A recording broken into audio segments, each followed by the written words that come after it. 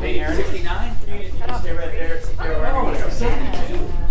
you want to do. No way. Yeah. My dad. Walking into the park. They should call it Windermere because it's always so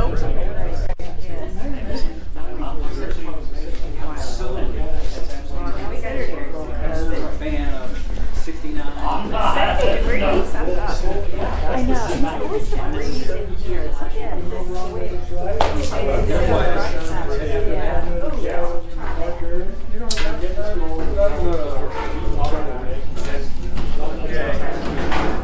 I'm just going to take these chairs right here.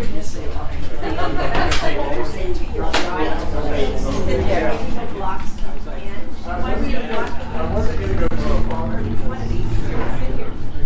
Oh, good. Yeah.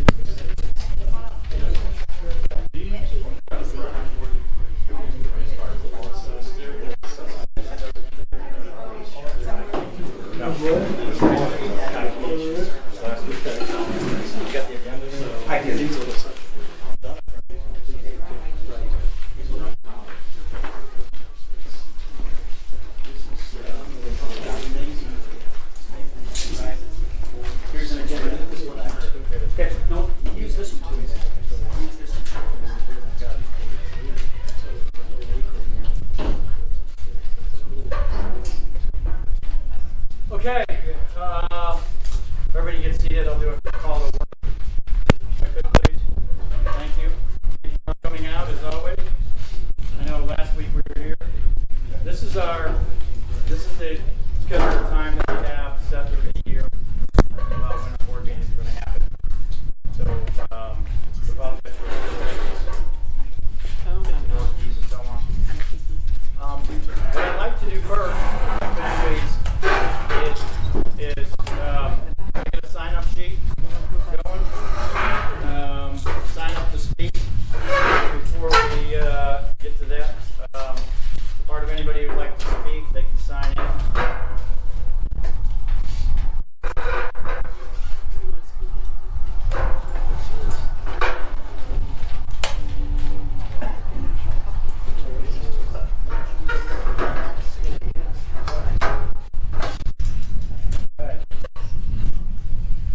Give everybody a couple minutes to sign into that.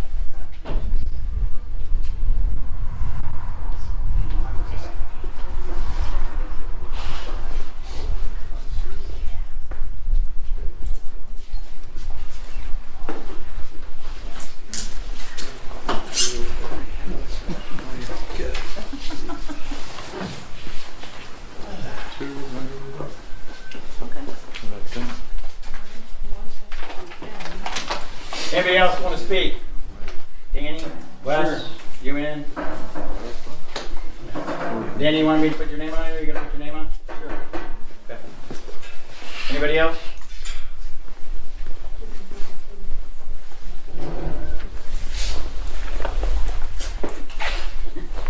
Okay, I'll officially do the call to order at 6:06 of the Windermere Water Supply Corporation special board meeting on March 19th, 2024. Before we get into the agenda, I've invited Aaron. I'm sorry, your last name. Silvera. I was gonna mess it up. I asked Aaron Silvera to join us. She is from our new law firm, John Carlton's group, and she will be taking over a lot of our general counsel, water, board activity, very experienced. This firm is very experienced in it. She's going to come out, just talk with us for a little bit about more of a background of John's group, the Carlton group, and so on. So I know you guys have been inundated with information that we've sent you over the last, week or so. If we get hit with questions,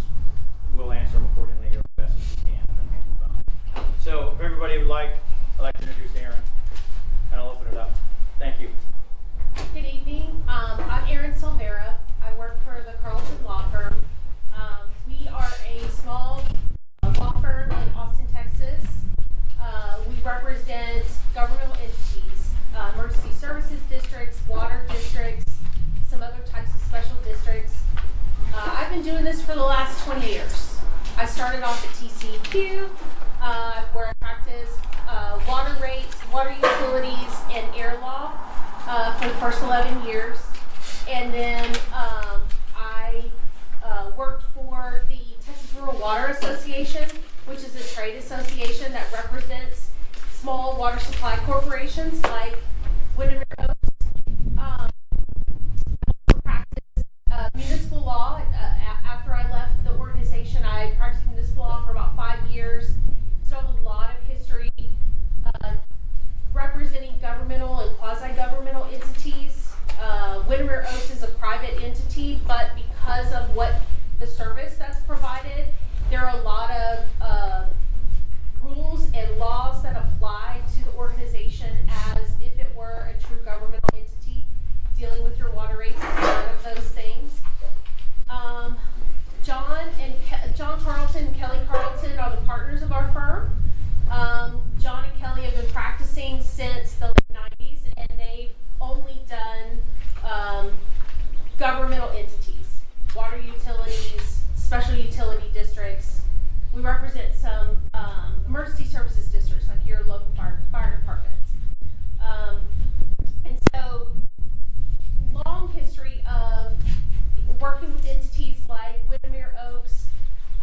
You have quite a few issues to sort out, and we will work through those as they come forward. I'm hoping that here soon you can fill the remaining spots on your board.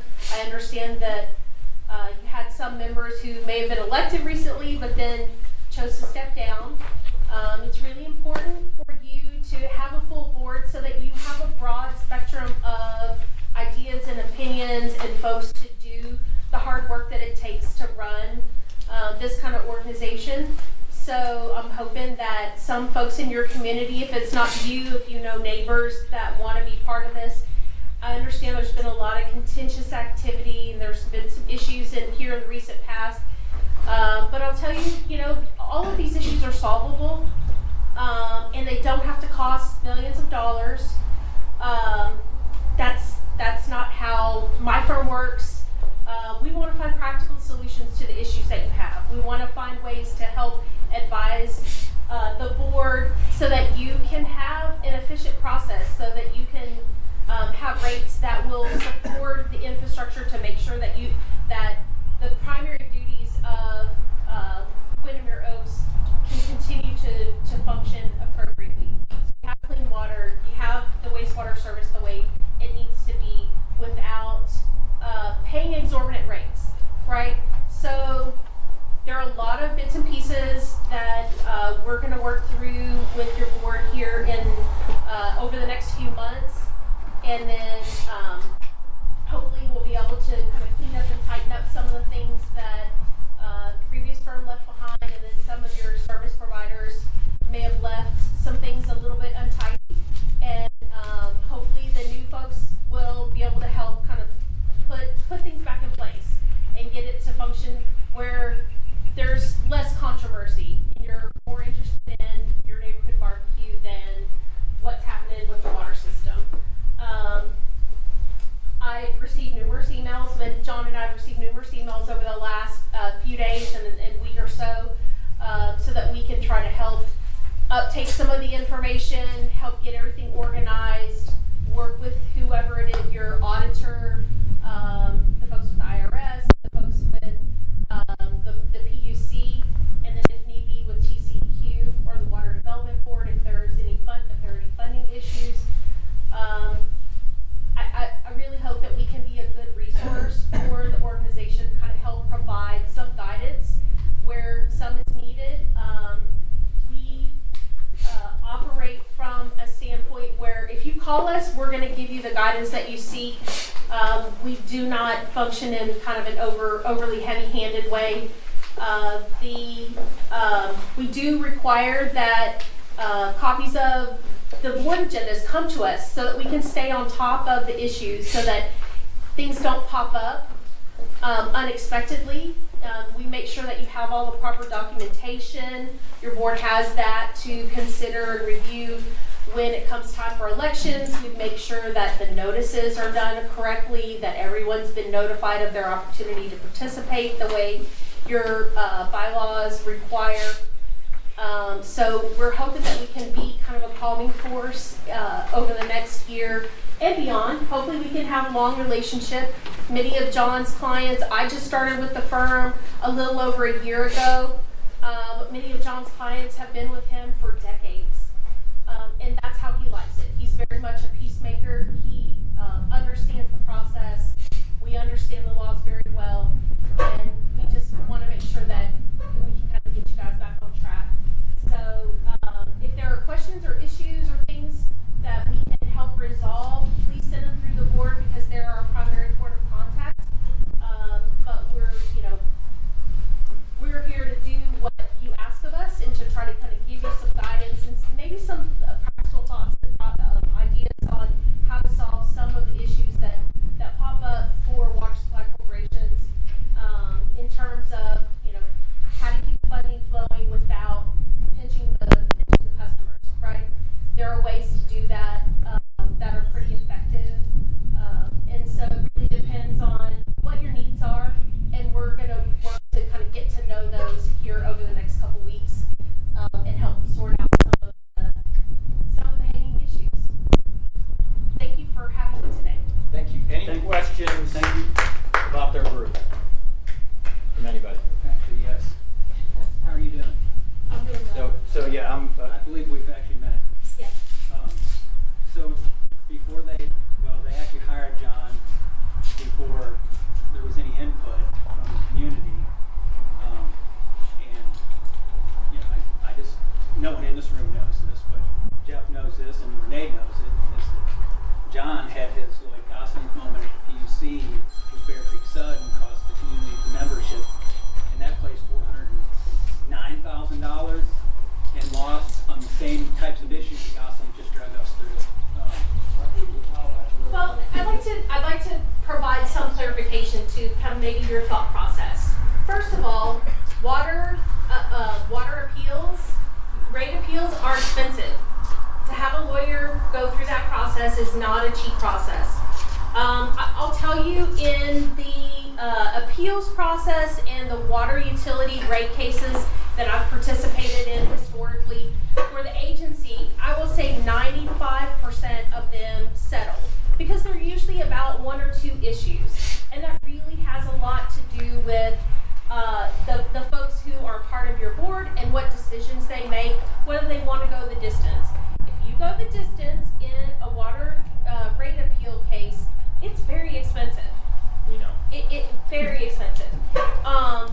And the issue with Bear Creek, and I want to be clear, we didn't lose. Bear Creek, the only issue that they faced at the end of the case had to do with the difference between what the staff thought the debt ratio should be versus what the system thought the debt ratio should be, the debt coverage percentage. All of the other issues were agreed between Bear Creek and the PUC staff. The problem with that case was that the system didn't do a proper rate study to start the process. And when the time comes to do a rate change for Windermere Oaks, there's homework that you have to do a year in advance. You need to have 12 months of data, 12 months of books and financials to show what those rates should be. That's how it works. Bear Creek walked into it and handed John a case, and they had not done their rate study. If you decide you want to do, if a rate change is needed, then either you need to work with the resources at TRWA to help develop some of that, or we can help you get connected with a proper consultant who can help you on the front end to tell you, you need to gather this data and this data.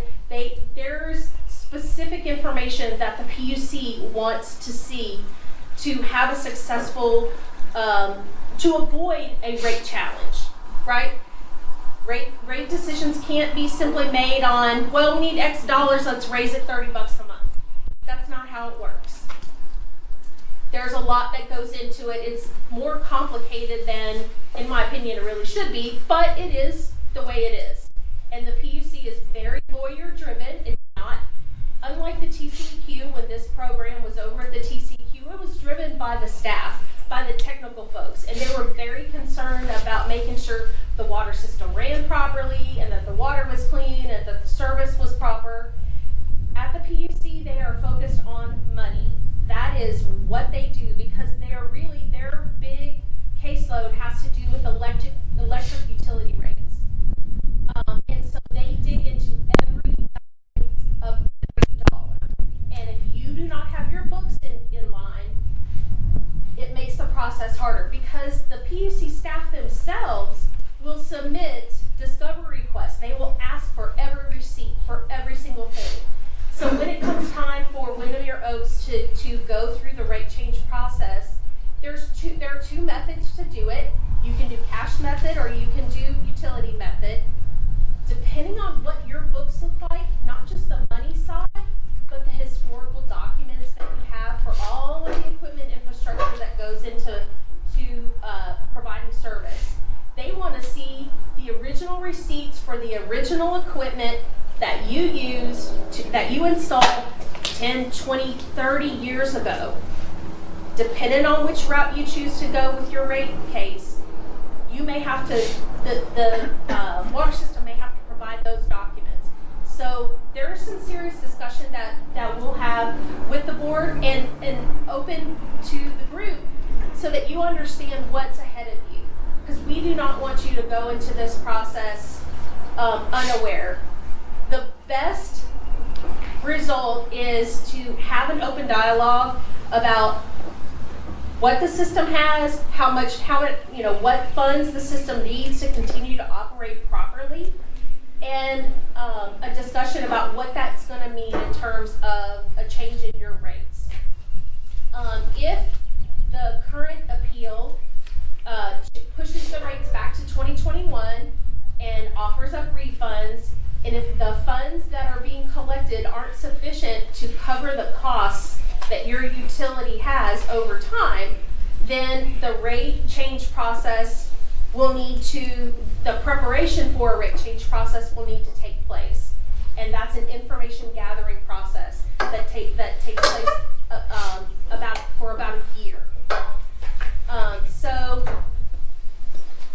to avoid spending $400,000 on legal fees, the better bet is to do the homework up front, do a proper rate study, share that information with the residents, those who will have to pay the higher rates, so that you can show that these rates are going to collect the amount of money that's actually needed to make the utility whole, so it can pay its bills, so it can put money in the reserve fund for any unforeseen circumstances. We've all lived through the freeze.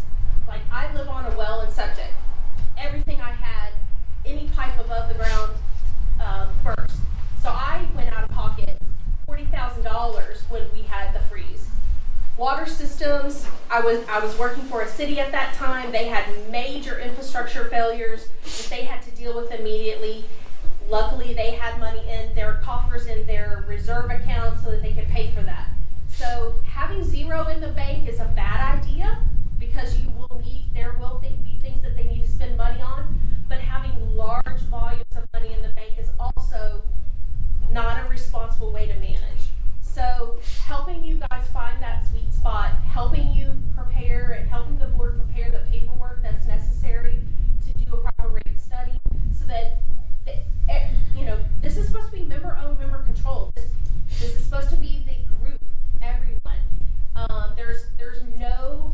The information is not supposed to be hidden from you. It's your information. You have a right of access to see the paperwork, the documents in the books. Now, someone outside the community wouldn't necessarily have that same right of access, but you as members of the community that are members of the organization have that right. So part of this is going to be working through and making this a transparent process so that you avoid a rate appeal. Because, you know, the only people who make money in a rate appeal are the lawyers. We know that. And that's, you know, that's something I think that can be avoided with a little work, well, sometimes a lot of work up front, but usually it's just a little, it's about keeping your books and your records and documenting things and developing the rate study. So I really do hope that as time goes on and as the need arises, we can help kind of guide you to competent professionals that will help you develop the rates, that can explain what the need is and where the line is drawn. You know, that you don't have to collect $5 million, you only need to collect $400,000, whatever those numbers really are. So that's the goal. In the Bear Creek case, it was very clear based on the evidence that was provided that they had made a mistake in how they presented the rates, how the board decided to increase the rates. That part wasn't under debate. The only thing that ended up getting debated is how much, what the debt ratio collection should be. Do you collect 1-for-1 to pay your debt, or do you collect 1 to 1.2, a little more to account for the additional money that's necessary to put in the coffers to make sure that you can pay for those items that are down the road. So I hope that we have a good opportunity to kind of start on with a clean slate, that you know that we're not here to gouge you, we're not here to charge you exorbitant legal fees. We're here to help you avoid that by doing the work up front. Excellent. Good. Any other questions? Susan? Well, we've already been through a rate appeal, and we've already spent $200,000. So I think where I think we need help is, where do we go from here? Let's not start from scratch. But how can we move forward with the PUC's already made a ruling on our rate basis? So how do we move forward and not start from scratch? Agreed. Yeah. And that's part of what part of what was sent to me over the last few days has been all of that information. I started reviewing the rate appeal order. I've also been looking at the CCN amendment application that's going through the PUC. You're right, we won't start from zero. We're going to start from where you are today. But the goal is to kind of give you guidance, give the board guidance on, here's how you deal with what you have today, depending on what those ultimate funds look like. Is the amount of money that the PUC has determined is the appropriate rate base, and the fees that are to be collected, is that sustainable over time? Because I'll tell you, working at TRWA, one of the big things that we saw with water supply corporations is that they don't want to increase rates. And so they will hold off on looking at rates for a decade. And that's a really bad idea. You need to look at them on a more frequent basis. Just like we're not paying $1 a gallon for gas anymore, or 79 cents for a loaf of bread anymore.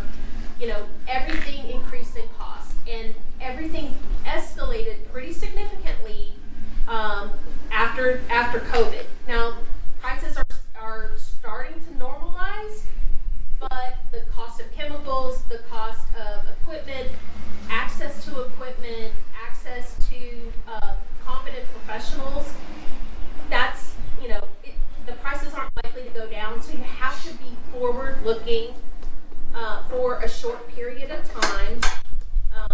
Typically, you don't want to wait more than 2 years to look at your rates, because things can change that dynamically. And so we're going to look at what did PUC set for your rates, and what does that look like when it's compared to your budget and what you have available, given the fact that there's likely going to be refunds that will need to be issued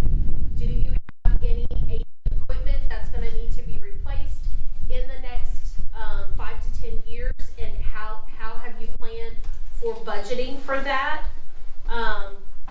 Because if you don't plan and you don't budget for it now, then what's going to happen in 3 years when you have to replace that? A big jump in your rates. And that's when people freak out.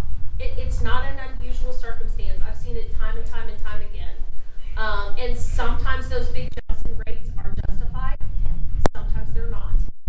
And we want to help you find a place where everything's documented, that the public, that your group, all of your membership is made fully aware of what the situation is. You know, what do the books look like? What do you owe in terms of debt? Is it time to take on debt? Is it better to do that? Can you get a good interest rate through Water Development Board funding that could be partially discounted? Or do you want to dig into your coffers? Do you need to do a rate increase to collect the money directly? So all of those items, all of those options are things that John and I can kind of help give you ideas and guidance, give the board guidance on how to do it efficiently, how to do it economically, how to avoid a rate appeal so that you're spending your money in where it needs to be spent, on the water system and on the people who take care of your water system, because that's really where it needs to go. Aaron, on that, I know I talked to John about this when we were discussing availability of you and your team to come out and inform the members on critical decisions. Yes. Open to that. Absolutely. Okay. Absolutely. My feeling is we had an attack before, and we all got kind of blindsided on some stuff. Everybody's carrying around a little PTSD about what's happened in the past. We don't want it to happen again. So Yeah. good. When there are big issues that are coming up, part of our internal process is to communicate with whoever our primary contact is. It's usually the board president. Sometimes it's the secretary treasurer. To say, you have this item coming up on your agenda, or it's this time of year here. If you want to have an election at this time, you need to pre-plan for these things. Here are the items you might want to bring in front of your members, and start having the conversation now. And if it's a discussion where some explanation is needed, I can come out, John can come out. It just takes a little pre-planning. You have another meeting that you have to go to tonight, but typically it would be either him or myself that would come, and we'll walk you through it, and we can break it down into as little a detail as you want, or keep it big picture. It really depends on what questions you have. Obviously, my time is not free, and so I want to be very conscious of that. It is a very regular thing where I will only go to meetings of some of the entities I represent every 2 or 3 months. There's a regular occasion if your board needs to consult with us during a board meeting and executive session, they won't have me come out.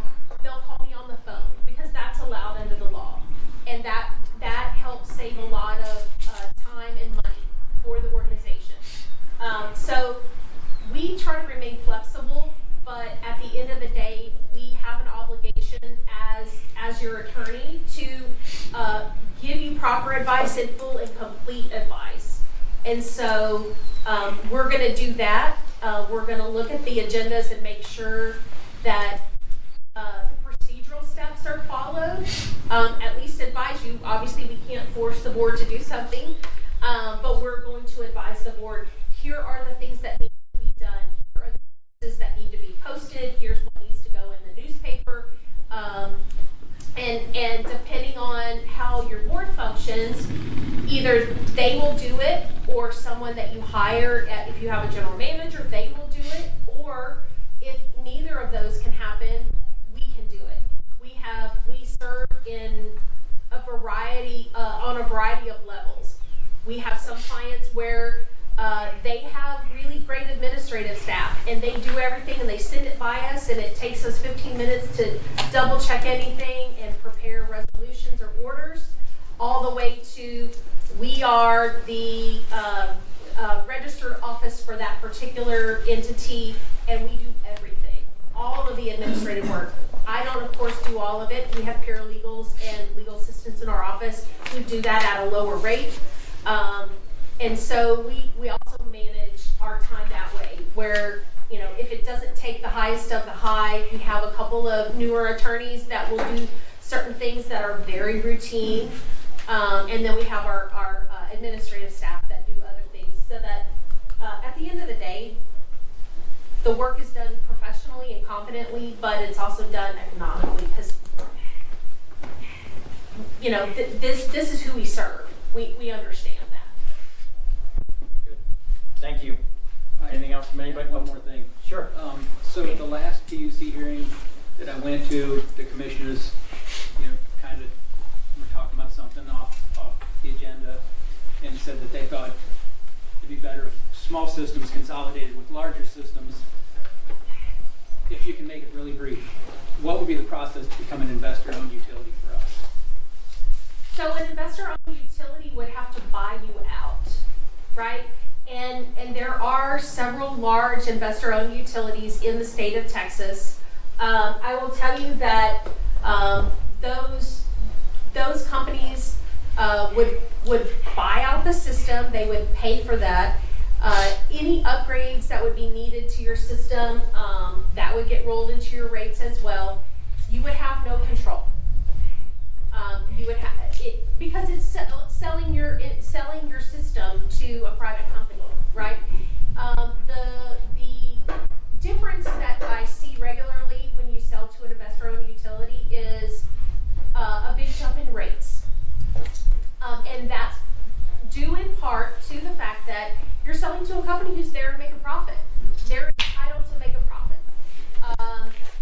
Historically, between 10 and 12%, which is pretty good return, depending on, you know, what part of the market you're looking at. And so but that also comes with less need for interaction. You know, you don't have to have board. You know, someone just comes and does it. They have staff that do the operation side, the administrative side,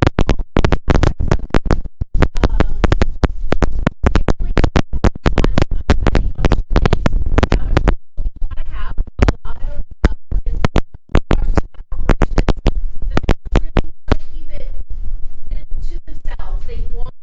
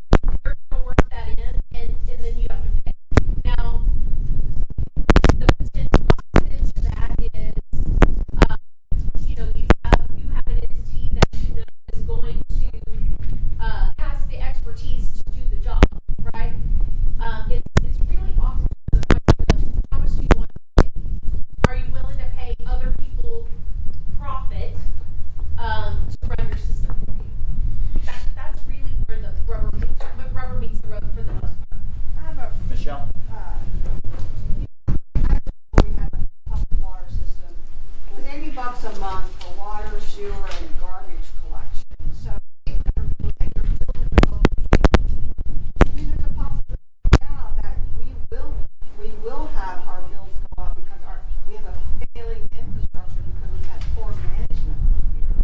So yeah, you are eventually we're gonna have to pay for that no matter what, whether we own it ourselves or whether someone else has it.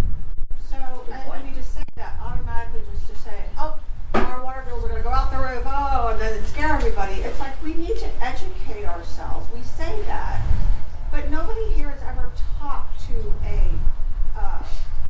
company that actually does own the water and run it and put That's not together. true, Michelle.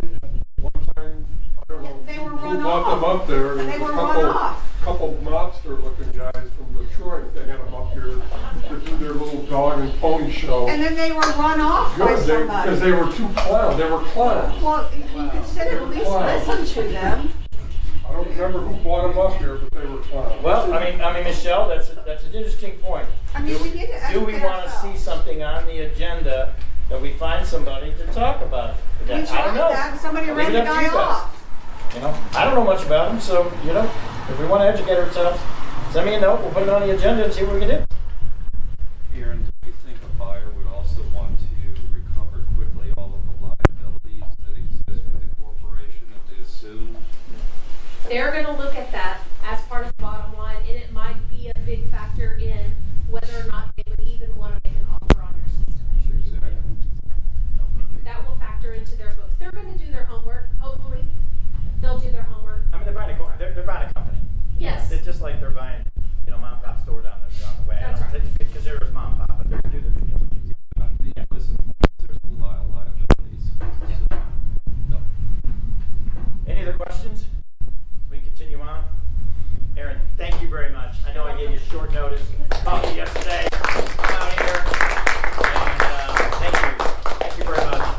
I know that we have inundated you with a lot of data. I mean, she's looking at compliance filing, the rate appeal. By the way, just for clarification on videos, the rate appeal has not been officially ordered. There's no order on the rate appeal yet. That's right. That's been. Compliance is. Compliance, yes. So I just want to make sure we got that on video. That it was, That's good it was compliance. And we are working on the CCN. We do have the IRS. There's a whole list of things that we engage John and his team to look at. And they're going to prioritize it. Yeah. Obviously, you're drinking from the fire hose now. So, yeah. Thank you. Thank you very Just a much. couple weeks and we'll Yeah. have a good game plan. Yeah. And so, you know, hopefully you can fill your board so that we can work efficiently with everybody and step forward. Step forward. Yeah. Thank you very much. Thank you again. Okay. Our agenda. We're going to go to roll call for special forum. President. Aye. Jeff Walker. And you are? Ray French. Simple, quick. Simple. Sure. Very good question. We'll just tackle that right now. I received an unfortunate email from Judy right after the day after the next meeting. Resigning effectively immediately as Secretary Treasurer of the Windermere Water Supply Corporation Board of Directors. It's been a pleasure working with you three, Renee, Jeff, and Lori. The rest of the experience, not so much. I've got some limited records, some bank checks, and a box George Burris left behind. That says a lot. This is how we've been given. We've just been given stuff. P.S. Lori, please remove me from the WSC website. Very, very unfortunate. Judy was doing a fabulous job. So much. At the same time, I want to read that was given to the board on March 12th. This one from Julie Newman. As president of WSC, I'm tendering this as my notice of resignation effective at the end of the board of directors meeting today.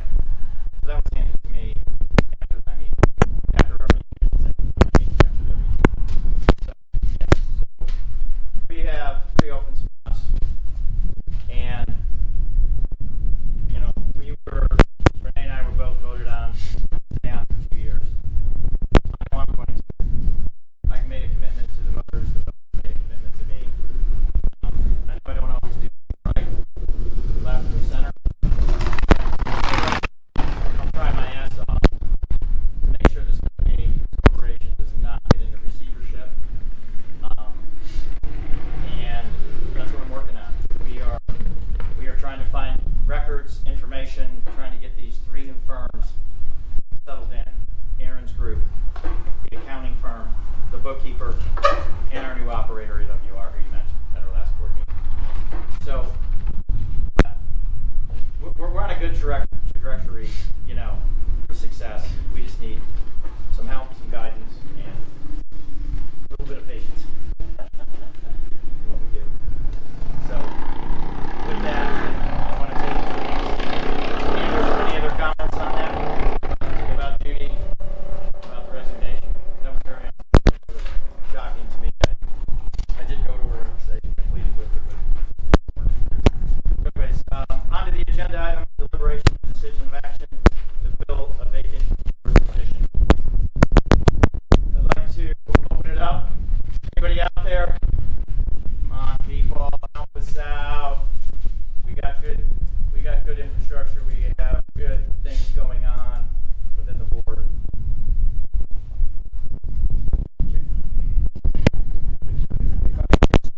Go ahead. Talk a little bit.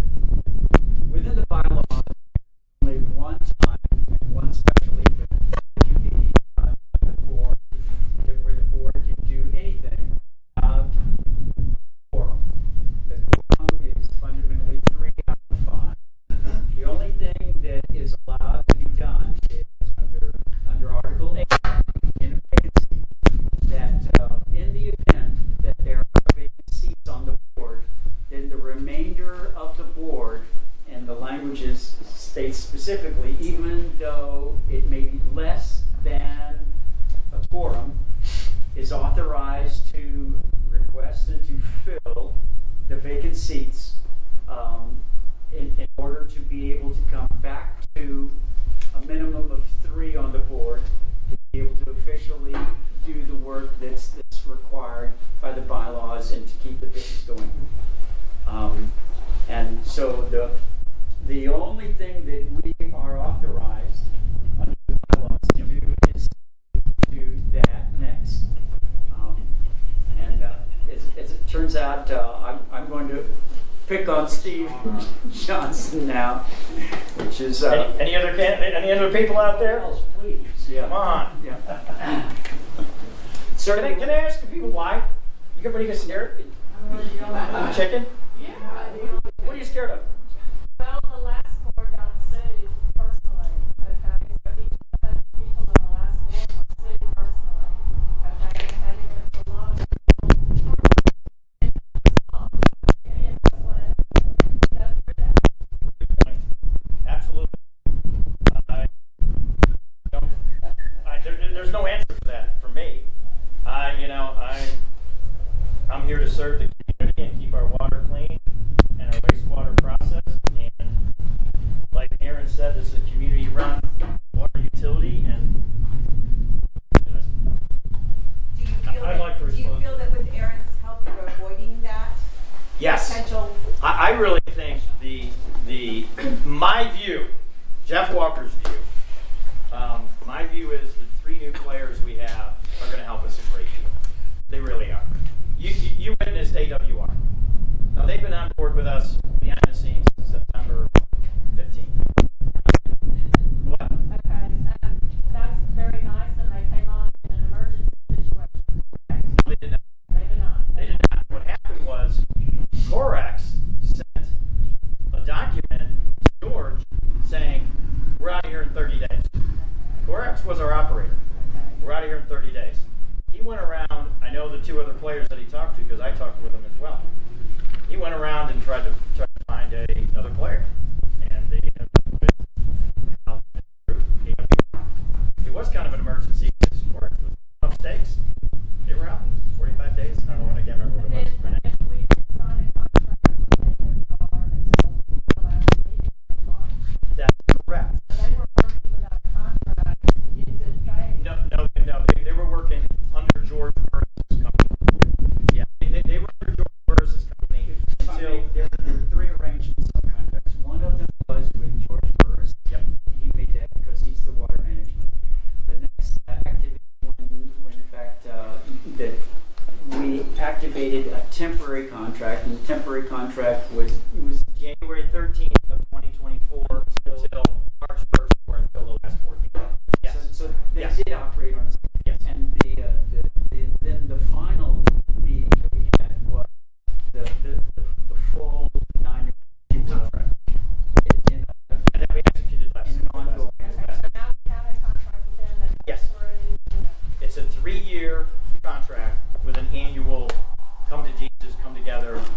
renewal, but it's an automatic renewal. And I think they've done a pretty good job stepping, to what they got. They are, so September 15th, they came on under George Burris. They actually had 2 contract extensions because they thought they were going to be able to get some things done in November. They extended again, and then till the 13th, that's when George left. And then we put them under a contract, temporary contract until the board, till after the elections, and we had a full board, and then we voted them on as well. That's when they were here. So yes, that's kind of the sequence. I know there was a lot of actions in I there. don't think we all as members understood all that. Yeah, it was kind of done a little bit. It was surprising. I was sitting on the board and I was surprised. What do you mean Quarks is leaving? That's our operator. And I found it out at a board meeting, like 2 days before, and I, took it upon myself as a board member of the Windermere Oaks Corporation to go visit with them because I didn't know who these people are. They're gonna clean our, make our water fresh and so on. And we as a corporation, Renee and I met with them half a dozen times, since they came on board. So I think, back to your question, I think we've got a new accounting firm that's coming up to speed, slowly, surely, trying to find data. We got a new law firm. You listen to her, and we have AWR. So three of the key things that the membership was looking for change up. So I think we're in I think we're here. We were here. I think we're coming out. We still have a lot of chaos. There's no doubt about it. To be honest with you, the biggest problem we have is records. You know where they're at. We really do not know. And it's kind of sad. And we, as Renee and I sat here, we kicked around some ideas of how we, get them organized. But that's a big piece. So What are they, just in boxes? Or don't know. They're not over at the... We've looked, but you look in a box and it's, files, papers. We have to have some.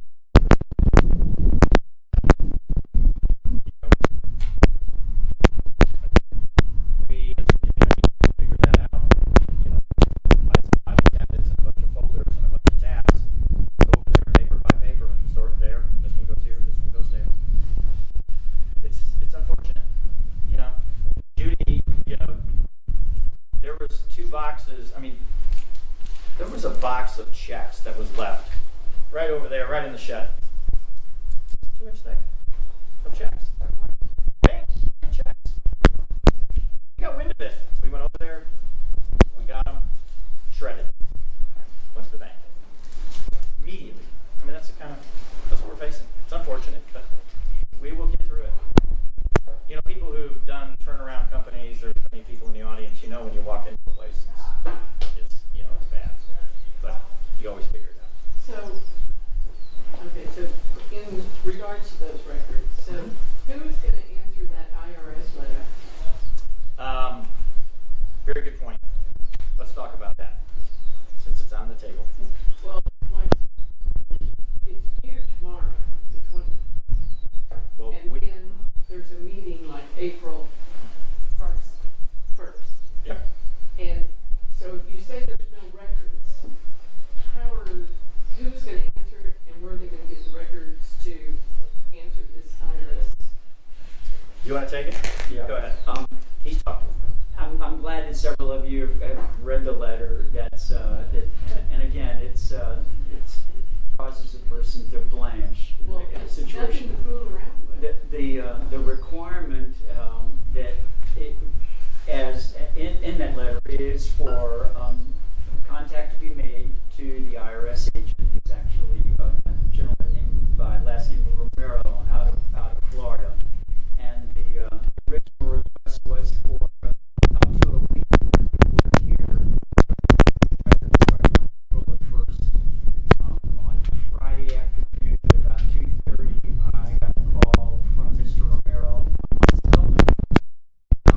He had all that information, but we had a nice 30-minute discussion, and he was explaining basically in layman's terms what that all meant. From the standpoint of the records that are required, they're going to be going through in great detail of 2022, start and finish, and the documents. The financials records we do have those. They have never been audited, and so there's a distinct concern that they may not be as right as they need to be for several areas.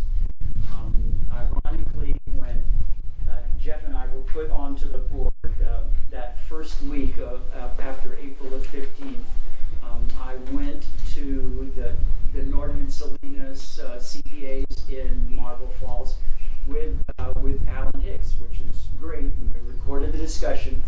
The discussion with the CPA directly across the table was 3 or 4 different fundamental flaws with the way the records are kept, the chart of accounts, and the way the bookkeeping was done, and the reporting with the PUC for those reports. None of that was cleaned, unfortunately.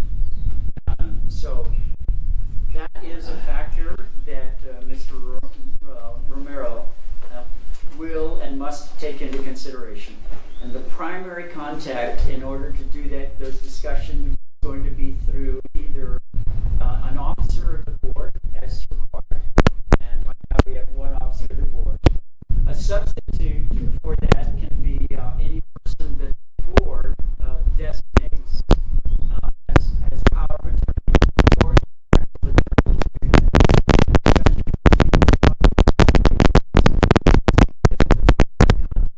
going through the John Carlton organization right off to do that, and engagement with the gentleman Joe Romero, and put together documents that he would in fact need to do. Interesting enough, from the standpoint of the records, we do have records that have, again, not been verified and not been audited that would actually fit, at least in paper, what he's asking for. So that's one thing. But the idea is it's setting the time together and to make sure that there's a person with the authority and the capability to be able to do that. It's the primary reason why we've discussed asking someone on John Carlton's organization to do that for us. Yep. So it's kind of ironic how all of a sudden that happened. Why did this small little water company get audited out here for 2022? So we do have the reason why, one of the reasons why Renee and I, sought our law firm is we think it's stonewalled by Norton, maybe, and by the CPA who attested, who signed off on the actual filing. We'll probably have to get Rich Schaefer involved. He signed it during that time period, so there's a lot of variables in there, but until we really have Joe up here, we really don't know. So that was the last thing we needed, folks. You don't think that we didn't have enough on our plate, and then we get bam. Nancy, We got that. Go ahead, Ken. Your question on a couple of things. Where are the documents? What goes through my sick little mind? I bet a lot of them were destroyed.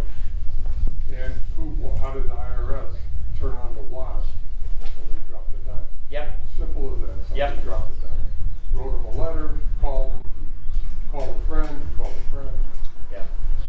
And I will be honest from the standpoint of the request for outside authority to look at this. I think it's all day long because of the clear lack of clarity and the abuses. We're a nonprofit organization, as everybody knows, a member of the co-op. Any organization that's a nonprofit, the tax filings, the 990s, are public domain. And any one of you who would like to pull them down, they're available. And in fact, Patty helped me pull them down because she knew where to go for them. So that's the reason why I got it. I blanched when I got a chance to see the 2022 filing that was, in fact, signed by Mr. Schaefer July the 31st of 2023, because there are individual questions as for structure, and then there's another section intermingled that are all finances, okay? Not even looking at the finances. There must be at least 10 to 12 of the questions that were answered that were clearly wrong, even to the point that, and it's open because you can certainly look and read it. usually when an organization, and I do 990s because I volunteer in several little organizations, and I do that when it's not complex. Ours is complex. But and anyone who does 1040s, you'll pull out to do your taxes for the 1040s and things like that. For now, you'll be doing ones that actually start with the 2023 tax filings. The date is on top of it. So the forms that were used were from 2021, and so they were not the 22 forms. But the period reporting was right, and then the requirement is clearly to list all the directors and all the officers on an organization, and the organization there.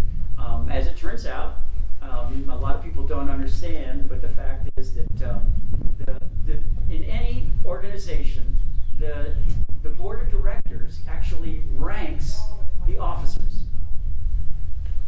In fact, in a lot of civilian organizations, the people who are hired and fired are the CEOs and the presidents by the board of directors. In our structure, there is no requirement that the people who are officers be on the board itself. So that's the reason why the IRS asks for a list of all the directors and the officers.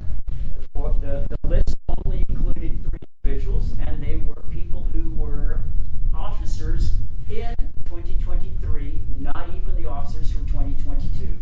And the person who was listed as the most accountable for that filing was me, and I wasn't even a member on the board, nor the Secretary Treasurer in 2022. And the signatory by authority on that was Rich Schaefer, which is fine because he was the president of the next year. But in filings of that, typically the right way to do that is that it's addressed to the board. The board puts it in the minutes that we're filing it, and Mr. Schaefer says it's a board designation as to who's going to be the person who says that I will be the authority making those statements. So other than that, it was all great.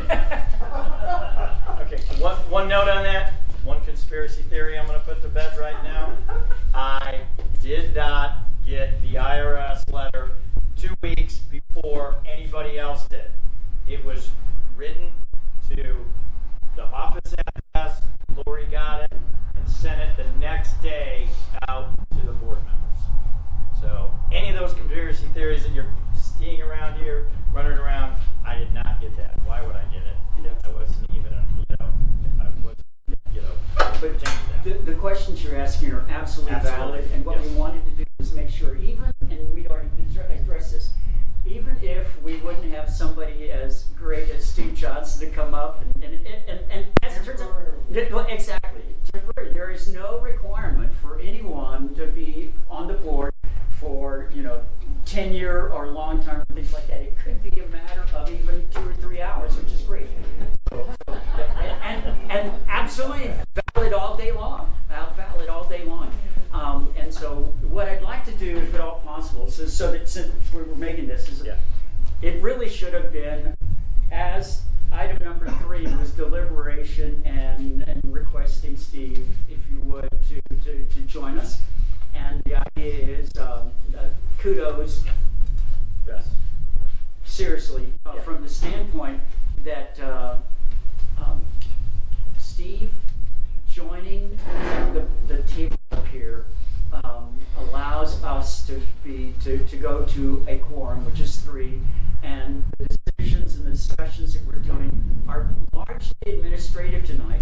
But the chagrin is that I have, and actually Judy and I put it together for the March 12th discussion with the list, and for the we're talking about the financial flows, right? Which ones were going to be automatically coming out of the bank, which were authorized, which ones were checks, and which ones were invoices still to be paid. Put that together. We have still a remaining list of about 8 or 9 invoices, some of them back to September of 23, that are small companies or individuals that have not been paid. And that hurts. That's absolutely unfair. Okay? It really is. So the reason, absolutely. So I Absolutely. So you make a motion? With that, I'd like to nominate Steve Johnson I second your motion. To fill under the provisions of Article 8 for replacement, and our heartfelt thanks for coming in, which is great. All in favor? Aye. So, I don't mean to make fun of this, but it's funny. Anybody else want to join? There's 2 more seats available. Come on. So, chicken. great. Good. Okay. So, Steve, very chunky. I had no mentor. Are you in Windermere or the airport or the hill? We live kind of corner from Michelle. There we go. Folks have owned the place since the late 90s. We bought it from my mom last year. So Oh, we've been here. I did the nomination. You seconded I seconded it. Okay, I just want to make sure. And hearing no people that did not vote on the affirmative. I got you. Okay. But thanks. I'm sorry to interrupt. It's really great. It says I got a chance to meet Steve through your dad, Skip Johnson, an amazing guy, an inventor, a builder of airplanes, and I've been blessed to be the current flyer of the airplane that basically. Well, it's the one Dar built. Yeah, well, Dar built it exactly. So my dad could fly while he was building his. Yes. Good. Well, oh, that's right. Exactly. Yeah. Okay, keep the conversation up because I'm trying to find a sign in. Anyway. Oh, here we go. Okay. And this gentleman is the only person I know that's over the age of probably 30 who can ride a unicycle. Oh, wow. Okay. Good to know. Amazing. Amazing. I want to move on. Okay. You mind? Yeah. Yeah, but they need to get to know us. Yeah, I know. Which is good. Yeah, any other things you would like to share with us? Please. More than enough. Because I haven't ever met you, so. I was an electrical engineer. I'm retired at this point. Live here in the wintertime and Southern Colorado in the summer. Part-time. Can I come visit? You're right. This August, Only, Yes, this July and August. only if you take a seat. There's a cost that comes with it. Oh, bored already. Well done. No, that's good. Anyway, so sincere thanks. Thanks. Absolutely. Thank you. Okay. As we move on, next item, Yeah. I'm going to go to public comment. Please, yes. Yeah, I want to start, I'm going to go to the bottom of the list, work my way back up. Anybody else want to sign in? You be first. Okay. I'm going to start at the bottom and work my way up. Danny Flunker. I would rather go last. Thank you. Yep. Let's keep everybody to 3 minutes. please. Yeah, I plan to. Okay, we'll come back to you, Danny. Out of respect. Ken? the one thing I wanted to say this before I even got to the meeting, but hearing a few folks talking about selling the water company to a private company. Here's the problems I have. WASP is a little bit unique. You got land at the airport. You got a whole bunch of land over here at Exeter. That's what's going to be attractive to a buyer. Not this plant over here. Not the organization or the book. Yeah. They're going to want that land on Exeter, and since we would lose 100% control, nothing would stop them from doing some kind of housing development. Nothing would stop them from doing it. There is we do have a little challenge on our affluent field over there, but we're going to need to have some acreage, but that would be identified. But you can very good. They would put a big fence around that. Yeah, they would. You right about that? And another thing is, they come in and evaluate the plant. They could say, this plant stinks. We're not going to run this plant. We're going to try it. We don't have to run this plant. It's broken. Yep. Those are my problems. Nobody's thinking that part of it. It sounds great. Oh yeah, let's get a company in here. Yeah, our rates aren't going to go up. Yes, they're going to be. Our current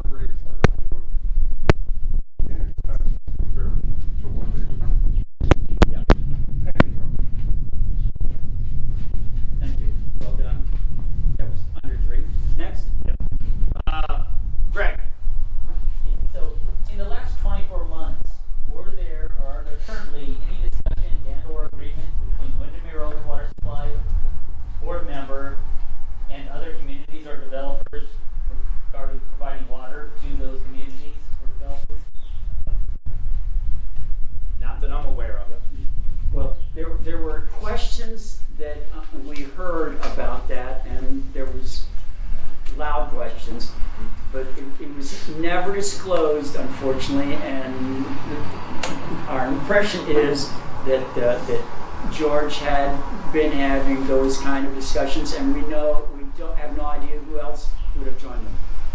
So, as far as you had know, there is no agreement between Windermere Oaks to supply water to anyone other than the airport. That's correct. The only ones that we know about is the barn. That's part of that CCN that Aaron talked about. If you remember, I, at the time, was not a board member. I got involved in that funky transaction that the former president, not Rich, 2 presidents ago, were trying to do off that crazy, 100 acres that he was trying to supply, and I did some due diligence. I talked to Crystal Palin, Sarah Palin's daughter, who runs the real estate. I talked to their group. They said they had all this engineering documentation from the water company, but it went nowhere. And I have not heard anything since, and that's 18 months ago.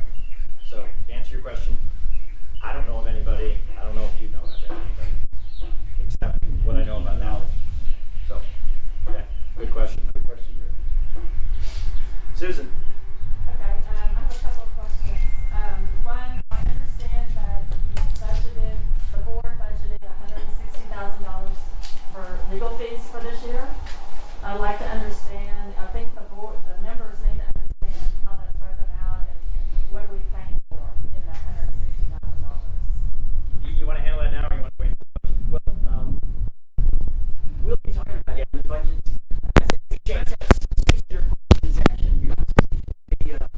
I drafted a budget proposal, and it was passed out and discussed, and I was very, very impressed how well it was discussed from multiple parties contributing.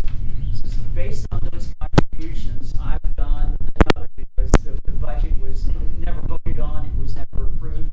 We have one that may not be anywhere near right, but we have one that has multiple things on it. From the standpoint of the questions about the legal, there was a discussion that was within, as it turned out, Jeff touched base with Merritt Lander. Since we're going to be under this umbrella overwatch by the PUC, there's quote unquote budgeted for this, for the year 2024 is a value that she said we're only allowed to budget $3,000. Correct. And we moved it down to another line item. Long-term liabilities. Yeah, Merritt suggested as well that there's a long-term item that comes after the P&L. This is further liabilities, in order to make that clear. And so then the differences show up on lower on that page now. Yeah, but you're exactly right. So do we have a new budget for the legal fees for 2024? Yes. What is it? 3,000. That's it? Yep. We're gonna blow that away. What about this young lady Erin over here? We have to say that. So what is the budget process? Do we have a budget? We don't know. We're going on recommendations from PUC. This is where I, as a board member at this water company, really struggle with. I have in here a $530,000 invoice from Lloyd Gosling. They want their money. I don't know how many times, I've said it time and time again. They're going to want their money. We've cut them off, correct? Yes, we have. But I thought we taken them off somewhere. Nope. I thought somebody said that Nope. they did. Nope. That's only part of it. We still have a current invoice, February 2024, $530,000. We own. What happened to the $10,000? We continue to pay that. One of the things that we wanted to move forward with was work on a settlement agreement with them and get us on an official payment plan. That was a handshake agreement, paying $10,000. We haven't done it. We haven't cut them any checks. No, we haven't. We own the money. So what's the 500,000 for? How's it? All their legal fees that have been accumulating, Michelle, since 2021. Now, we can go in there if anybody wants to and go audit them. It's going to cost us money to go do that. If people want to volunteer to go down to look at every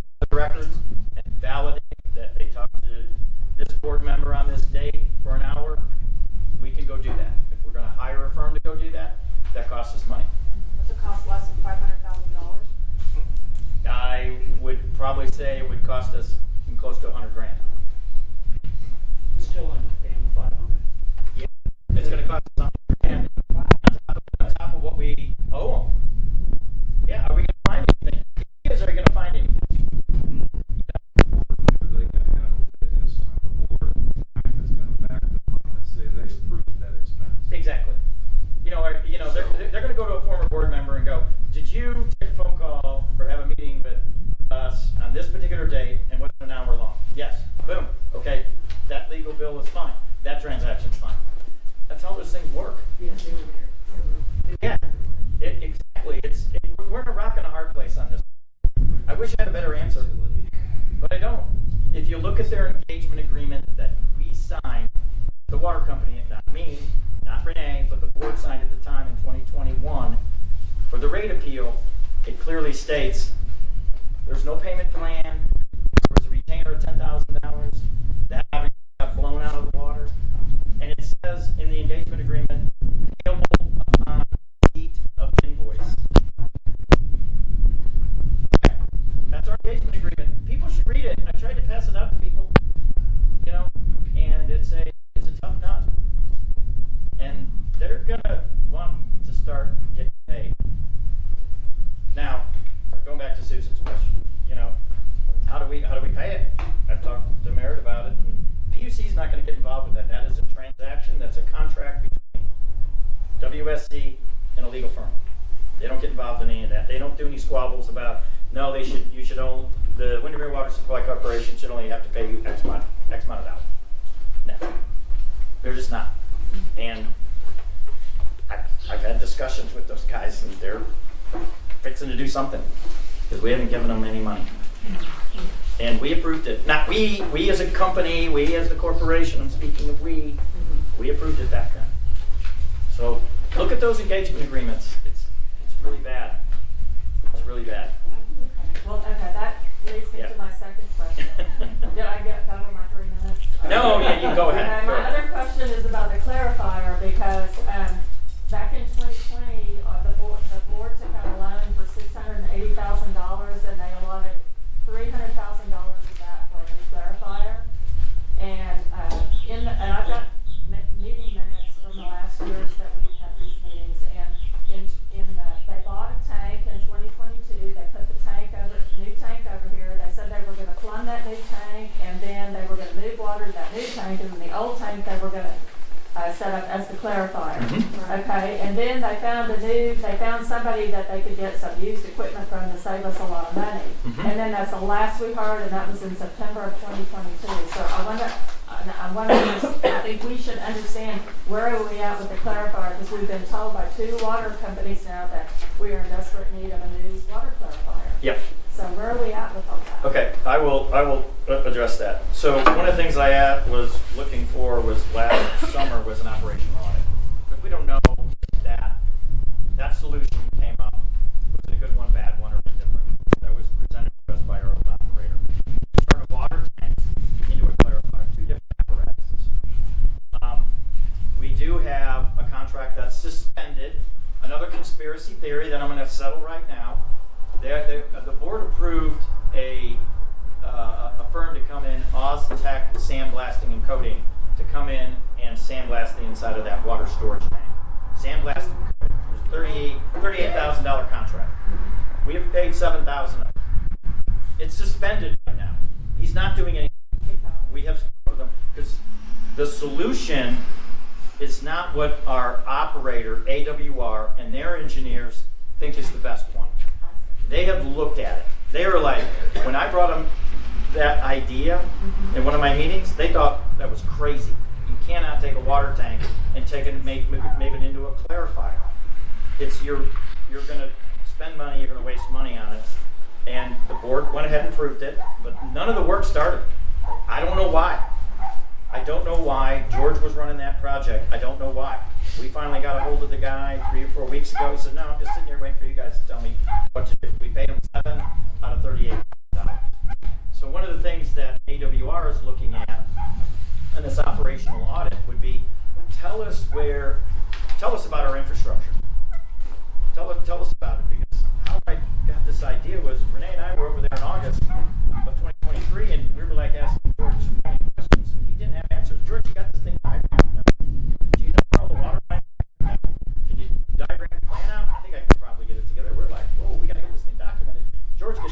car or run over by a deer, we're screwed.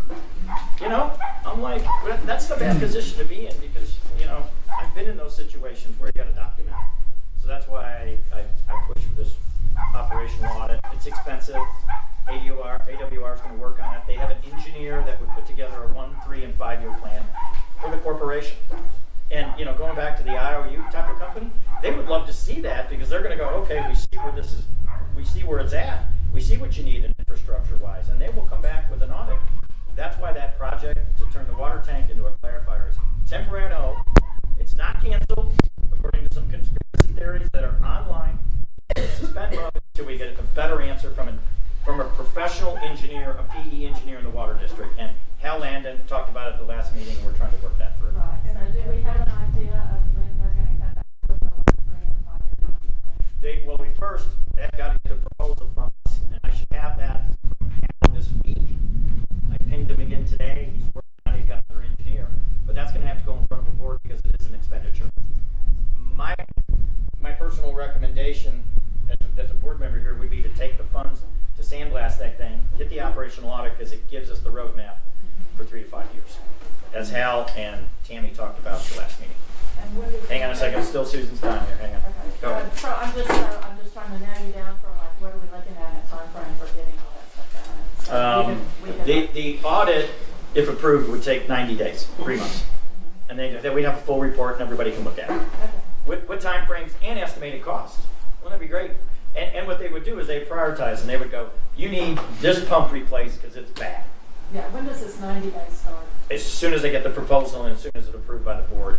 So that's what I'm waiting on. I'm waiting on AWR's proposal to look at it, get it approved by the board, and then we'll pull the trigger, you know, if everybody's on board with it. That's what I've been waiting for. I went out to another water company.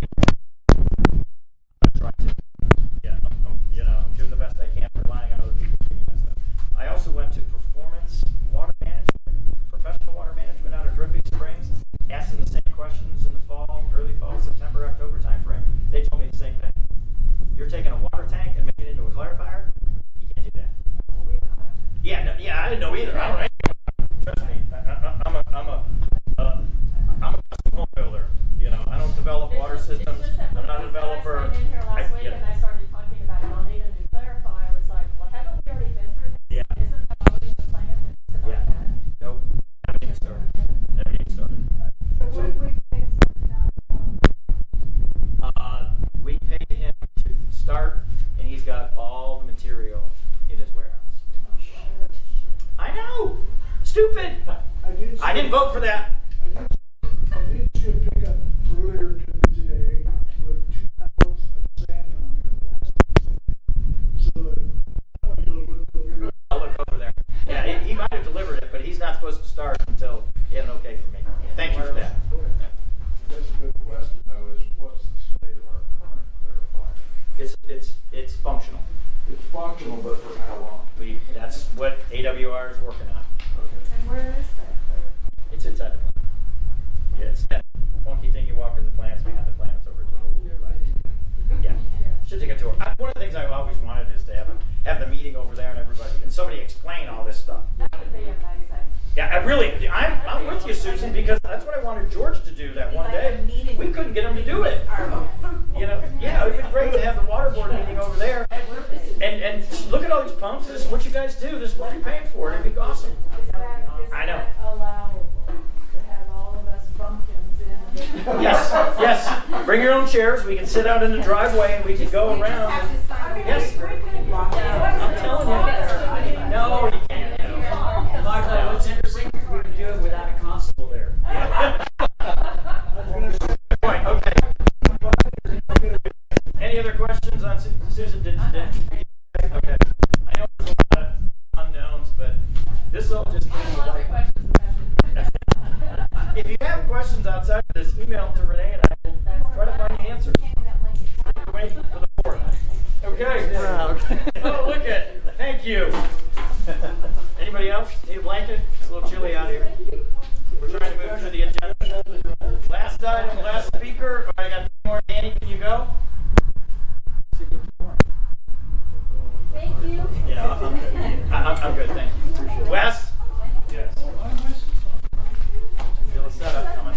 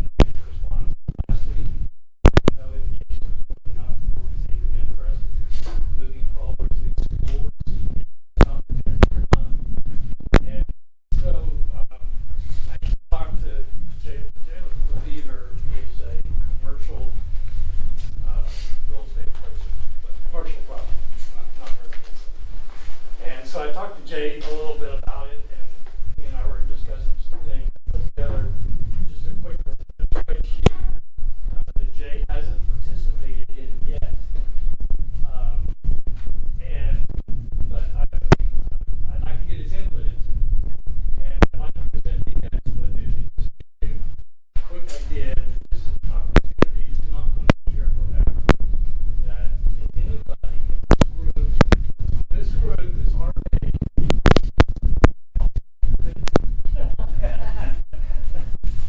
Yeah, I don't think we need to. It's a chill factor.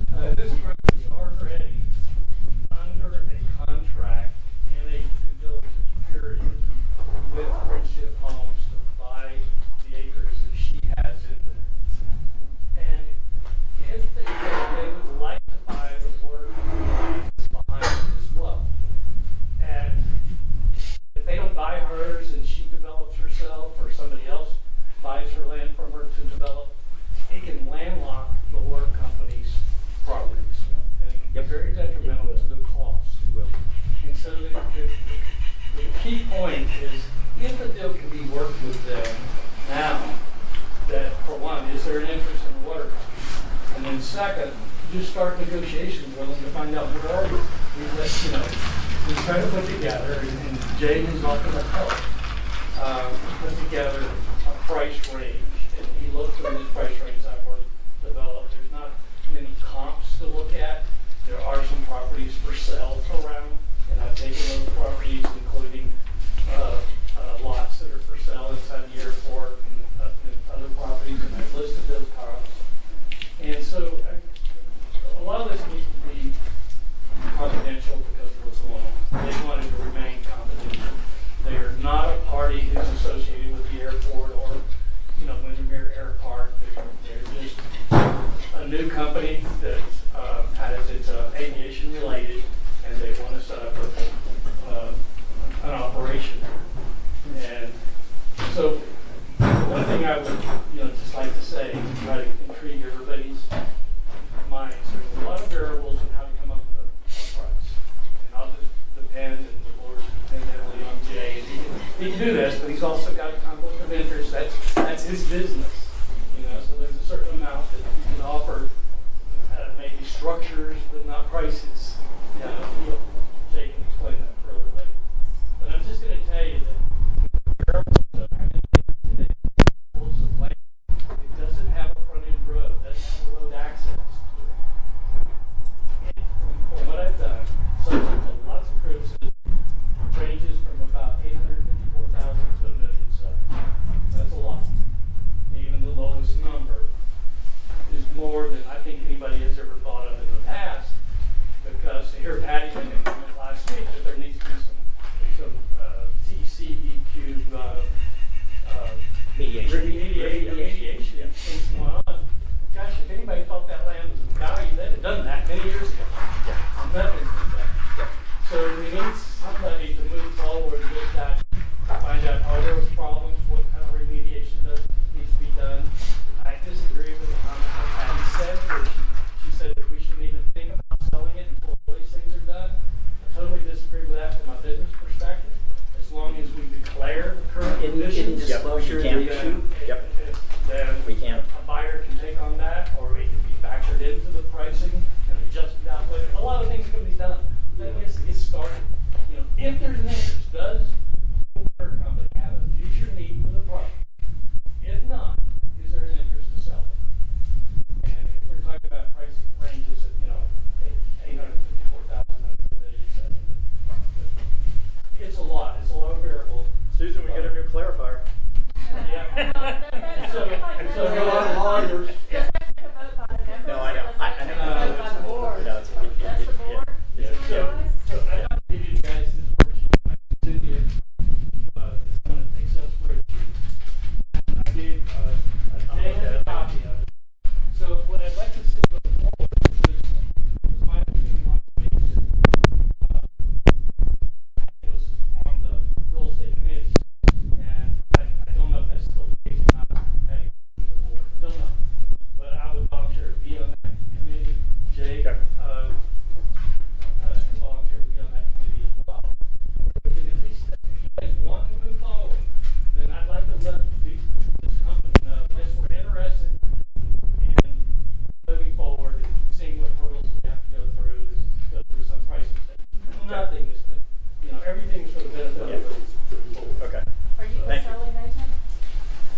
I you am the selling not- agent for? I am not a real buyer's estate agent for agent, the- I am not a broker, I am not an appraiser, I am not, I own land inside the airport. So I you're own not the land. buyer's agent for the? I have nothing to do with it.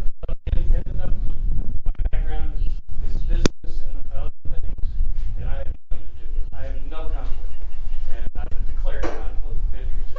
Okay. Conspiracy, again, clarification. I did not get a survey for that land as a Windermere board member. I did not authorize anything to get surveyed, $25,000 that's out there on the web. No.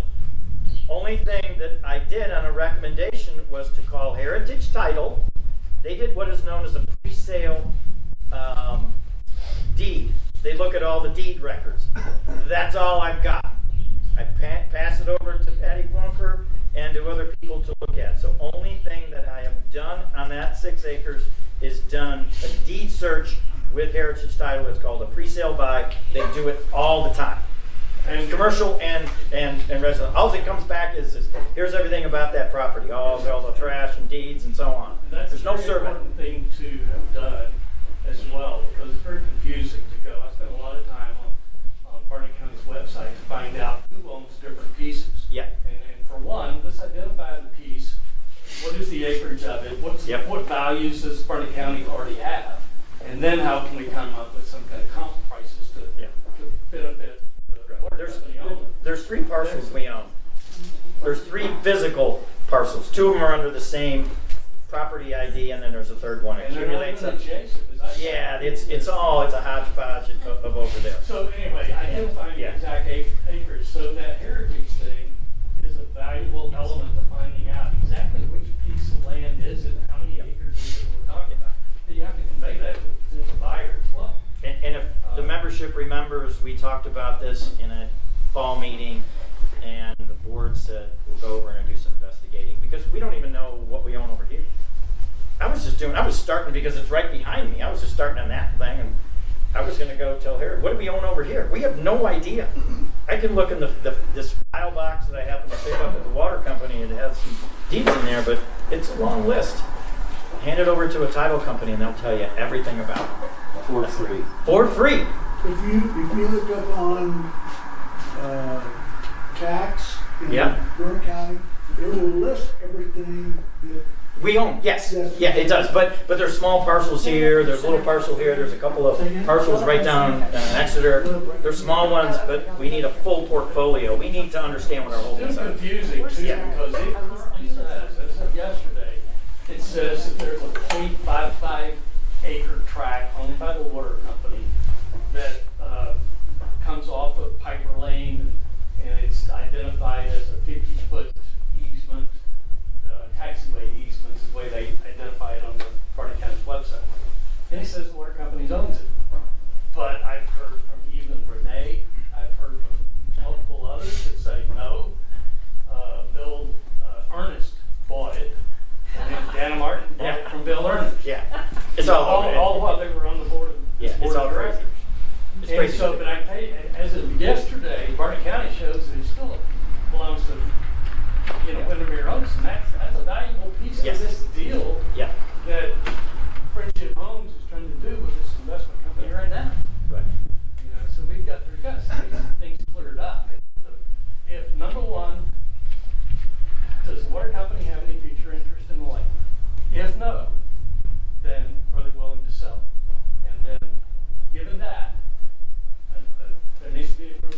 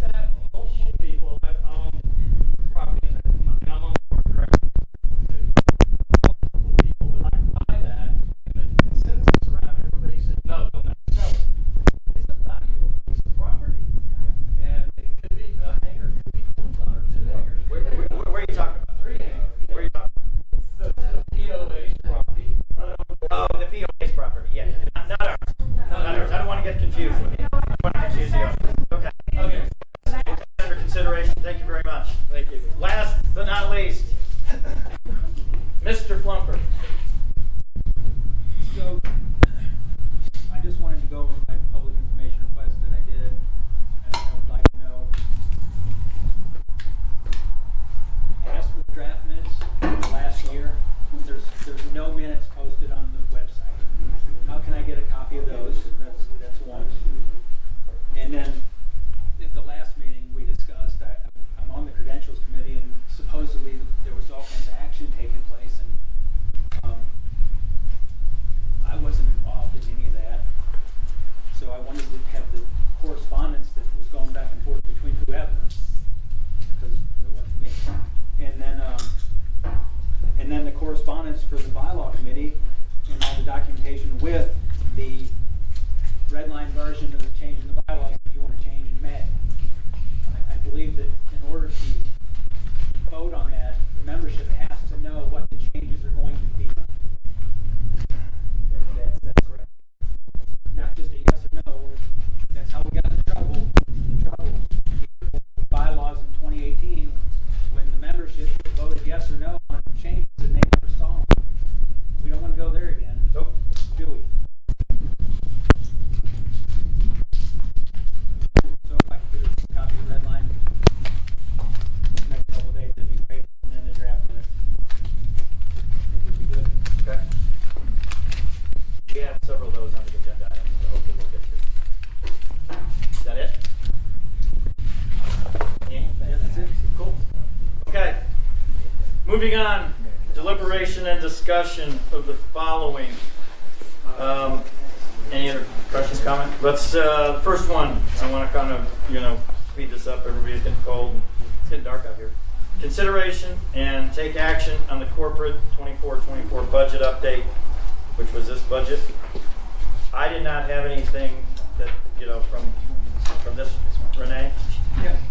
I did not. I don't know if Steve wants to be looked at it, or do we want to? Currently, I thought you updated the legal fees budget. I did. It does have it here. I was pulling it out for you, Susan, to say it's at $3,000. Yes. The total budget that we're looking at, $398,000, $399,000, $400,000 to run the water company. So that does not include our legal payment, our long-term debt obligations, which are noted here, and we're hoping that we pay off part of it, $160,000 plus, because we're going to owe it. So we pulled it out as recommended by the PUC. So we're gonna blow through our legal expense, not only for old but for new, because we've got IRS audit, which is unfortunate. Don't poke the bear, people. Don't poke the bear.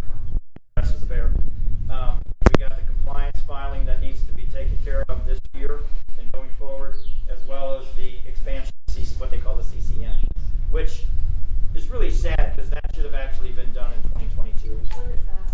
It is, you've got to submit for the expansion within the tariff, within the PUC, that we're expanding over to those 4 lots over there. So it's all data that they want. And it's not extensive. May I stay on Yeah, this? go ahead. Go ahead. Let me address it. I think Susan, your points was good about the $3 grand and as I mentioned earlier, there was discussion on March the 12th that was incorporated in this one. This is a revision 3 of the proposed budget, okay, which is great. And what it does is it picks up the 3K that you were talking about, as well as the input from Merrick, talking about the long-term legal that goes down below the profit and loss, things like that. The lines across here on this document, there have been other ones that have been circulated, and this is one that certainly can be posted.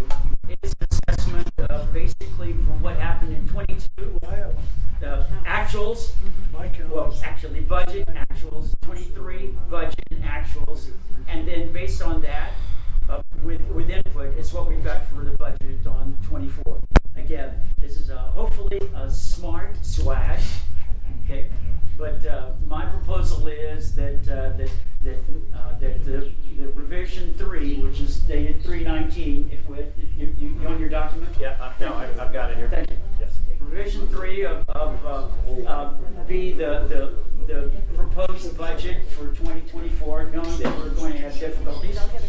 Do I have I make a motion that we accept the budget. okay? Yeah. What's the start date for the budget? It would be February 20th. No, So, you're already operating under it? That's right. It's annualized, exactly. It goes from Jan 1 to December 31.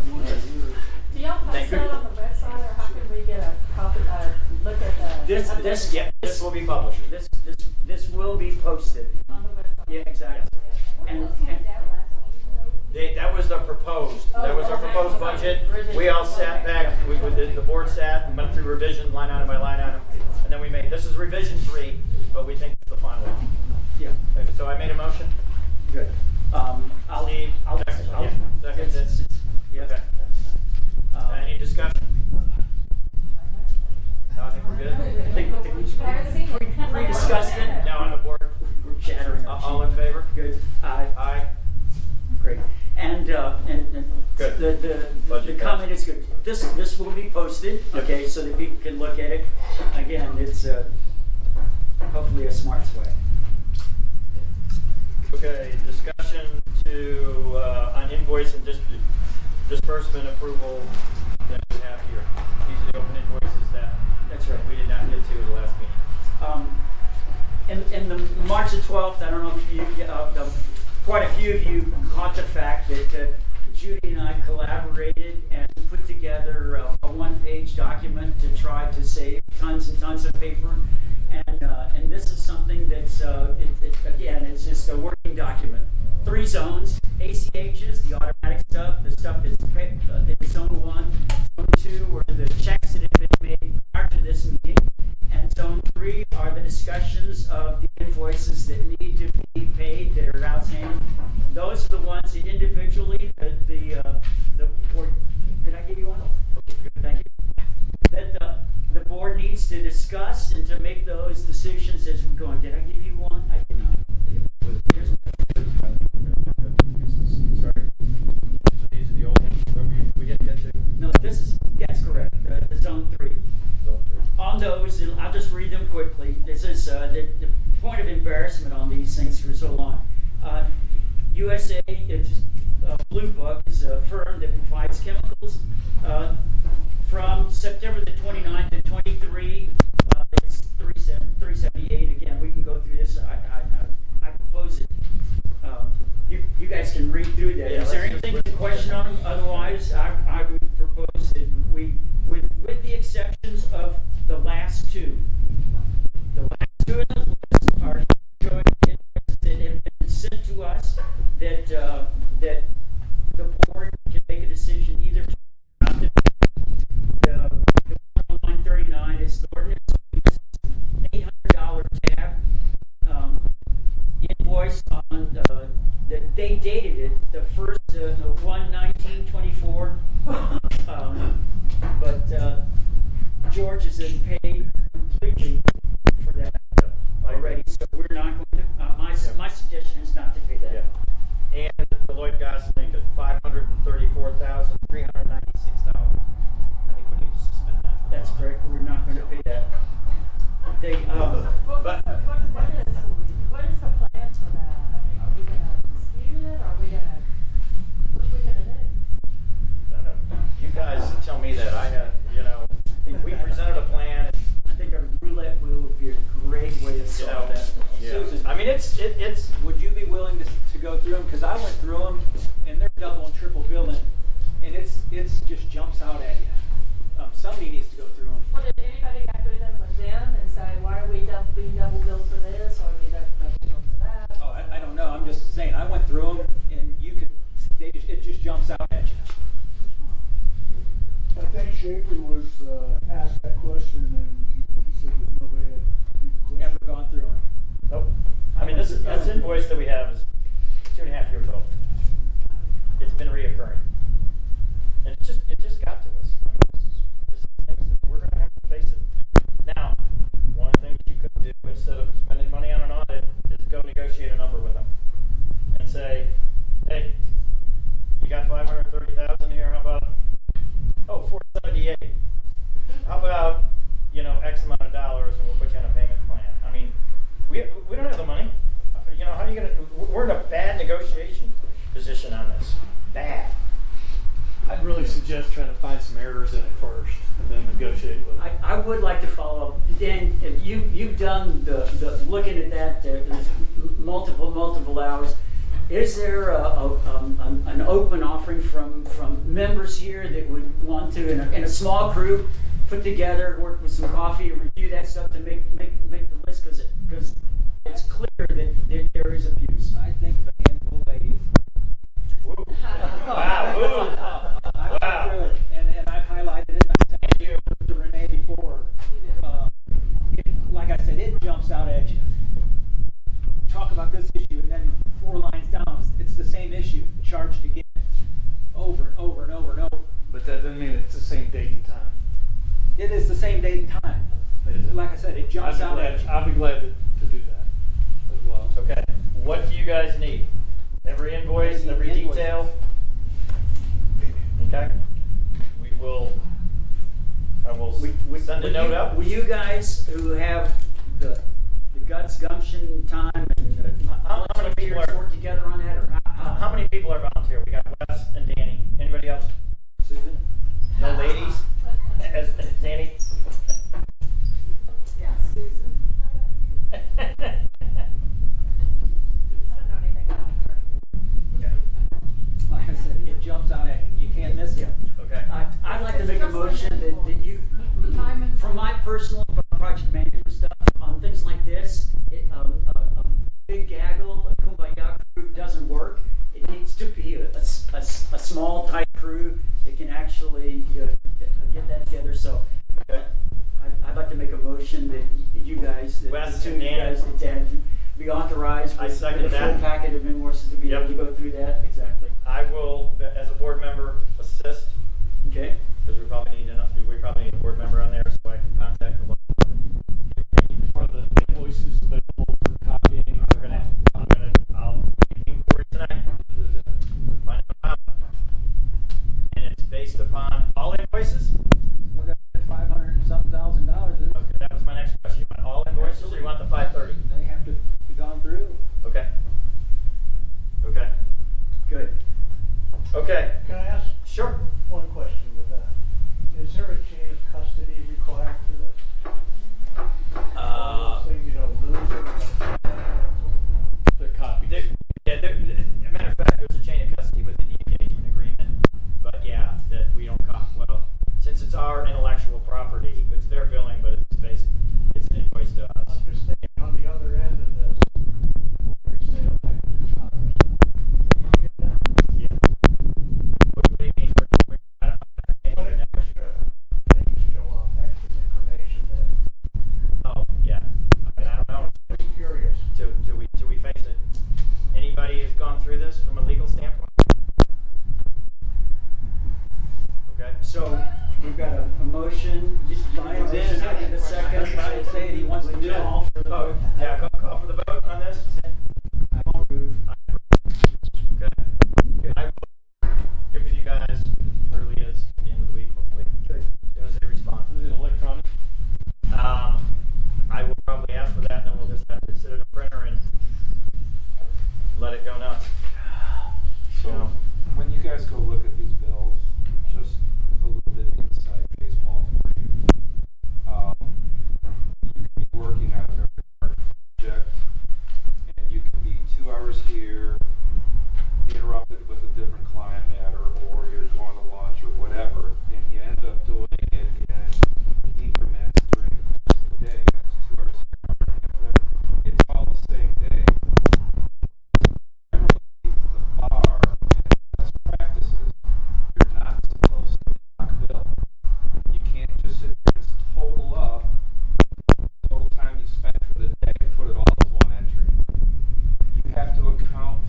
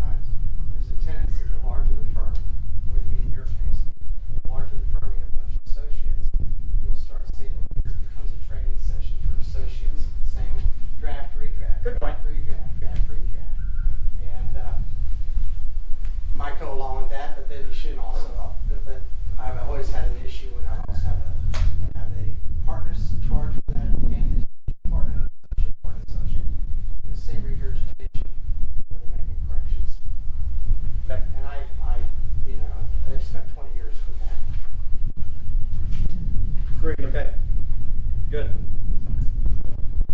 We got endorses down to Yep, C, yep. discussion and replacement of corporate registered agent. Can we table that? Or do we need it? The person on the record is still Richard Schaefer. Oh, well, we gotta get rid of that. Oh, we have- Well, the thing is that the implication is by Texas law that the president is the chief administrative officer, and the chief administrative officer is by default the PIO. And in our bylaws, it is that, or it's by and that's typically falls with the registered agent, and our bylaws talks to the registered agent. So we have the choice of specifying someone, and for 6 years George Burris was, even though the documents are not right with the Secretary of State. My suggestion is something that we did over Tennis Village. There's a small legal firm that's out at Marble Falls, Mandy and Mark McCurry, and they are the registered agents for the Tennis Village guys, and my discussion with them already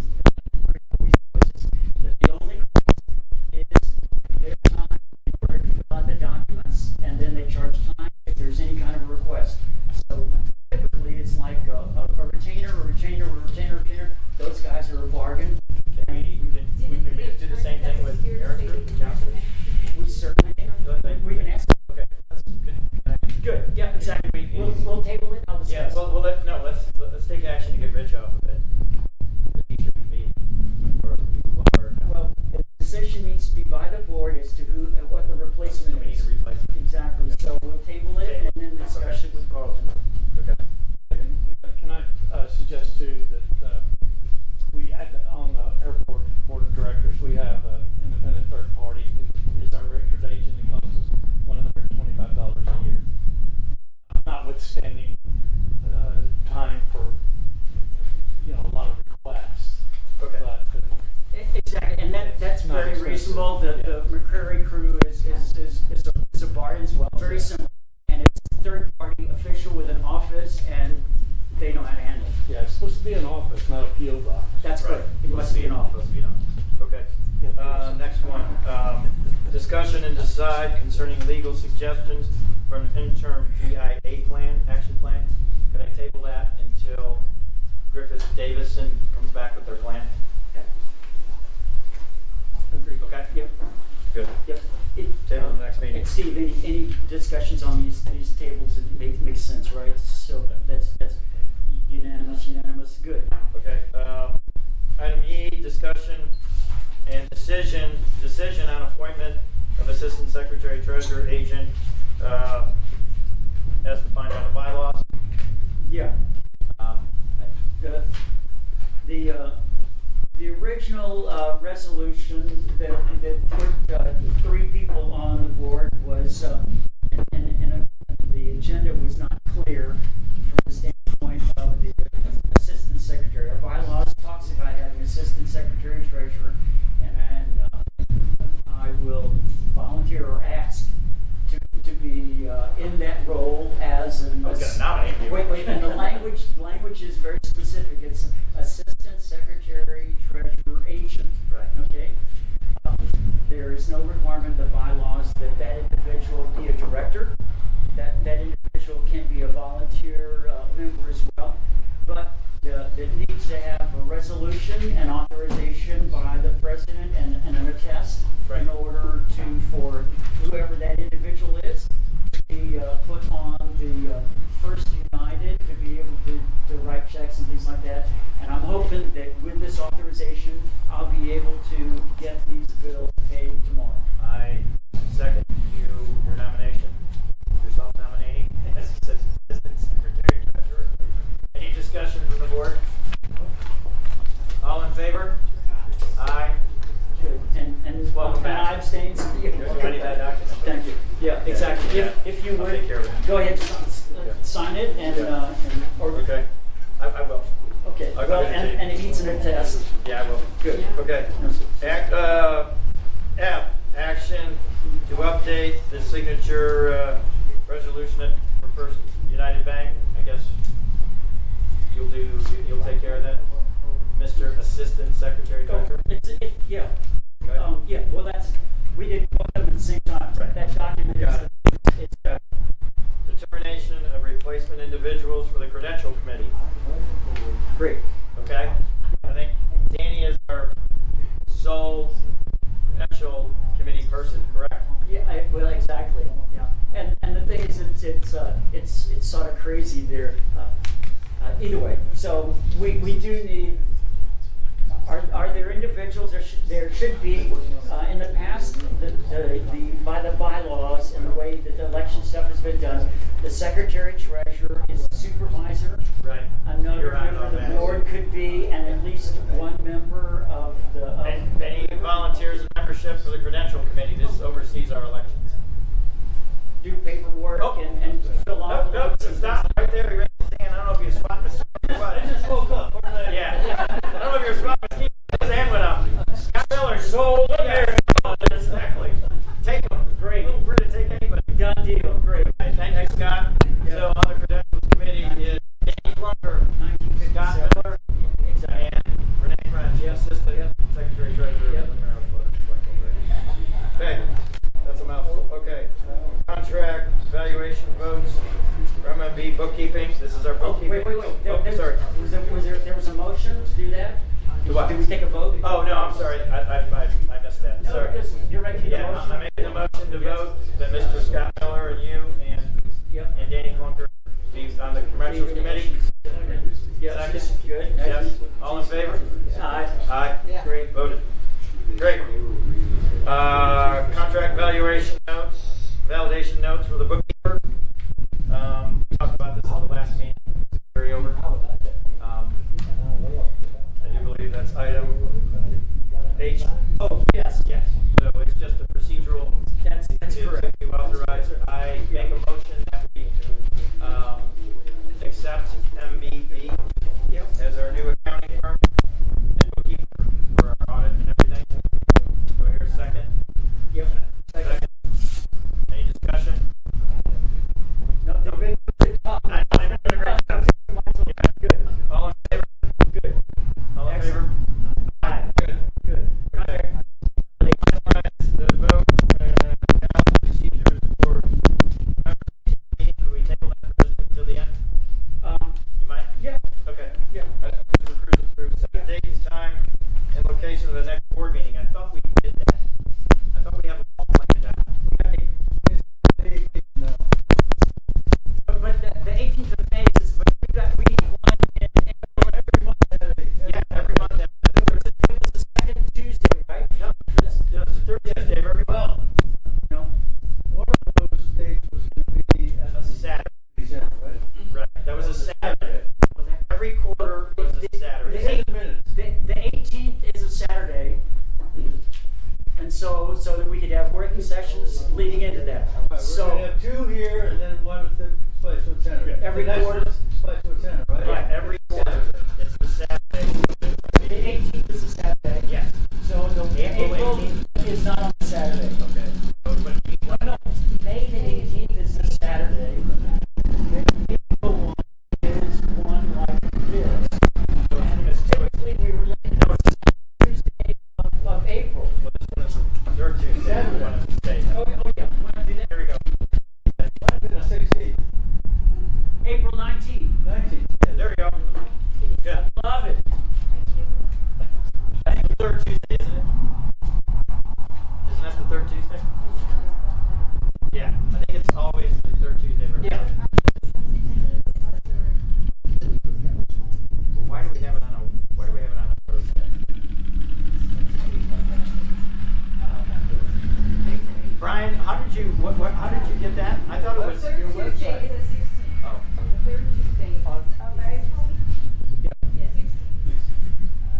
I would like to make a suggestion that we change it to that one, because we may have activity that we need to do Okay. on No, I May believe the you. 18th, and we need to have more than a 30-day period before that to be able to get to fit the state laws. So, yeah. Third Tuesday of every month.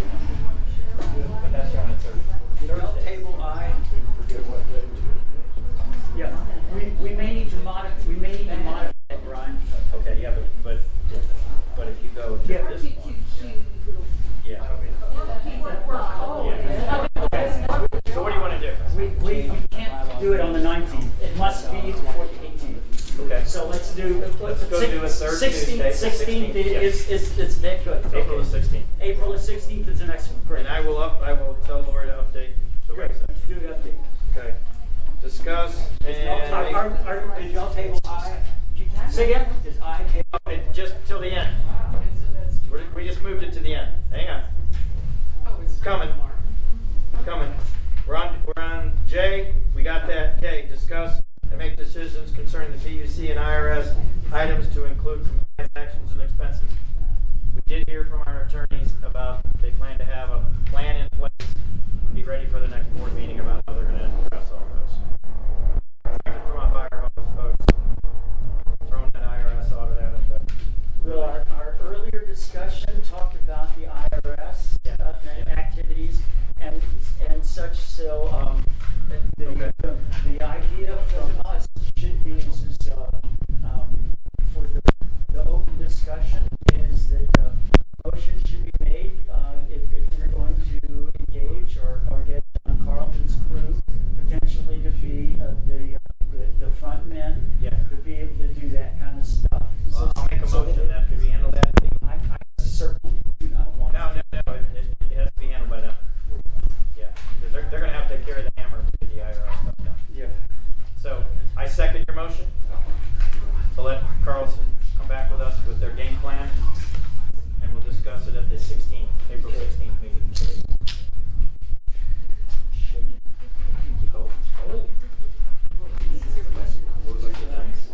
Okay. Aye. So we got a motion and a vote. Okay, now we're on to I. That's you. Oh, is that? Oh, you just, thank you so much. No. Yeah, we're done. We have to go back to I. Yeah. Finalize a vote on audit, ballot, and procedures document to plan for the members' May 18th special meeting. Yeah, and I've asked for forgiveness. This is what I was talking about earlier, the changes have to be filled out on that ballot. I have to ask for forgiveness because I haven't been working with you. This is so quiet. It's just 11:30 to 2 in the morning for me to do that. I put together a document. Dan says, if you would, says here, pick this puppy up. Is there 3 copies? Yeah, there are. States? Yeah, there's. Yeah. And wait, I've got another one as well, which is good. Why don't you explain to the membership what this is all about? The reason for the May 18th activity, which has been for a potential members special meeting. A members special meeting has state law requires a whole sequence of about 5 different days and times to be able to do it, especially if there is an election happening with people that are running for positions. There's 45 days, Dan knows these real well, so it's that kind of stuff.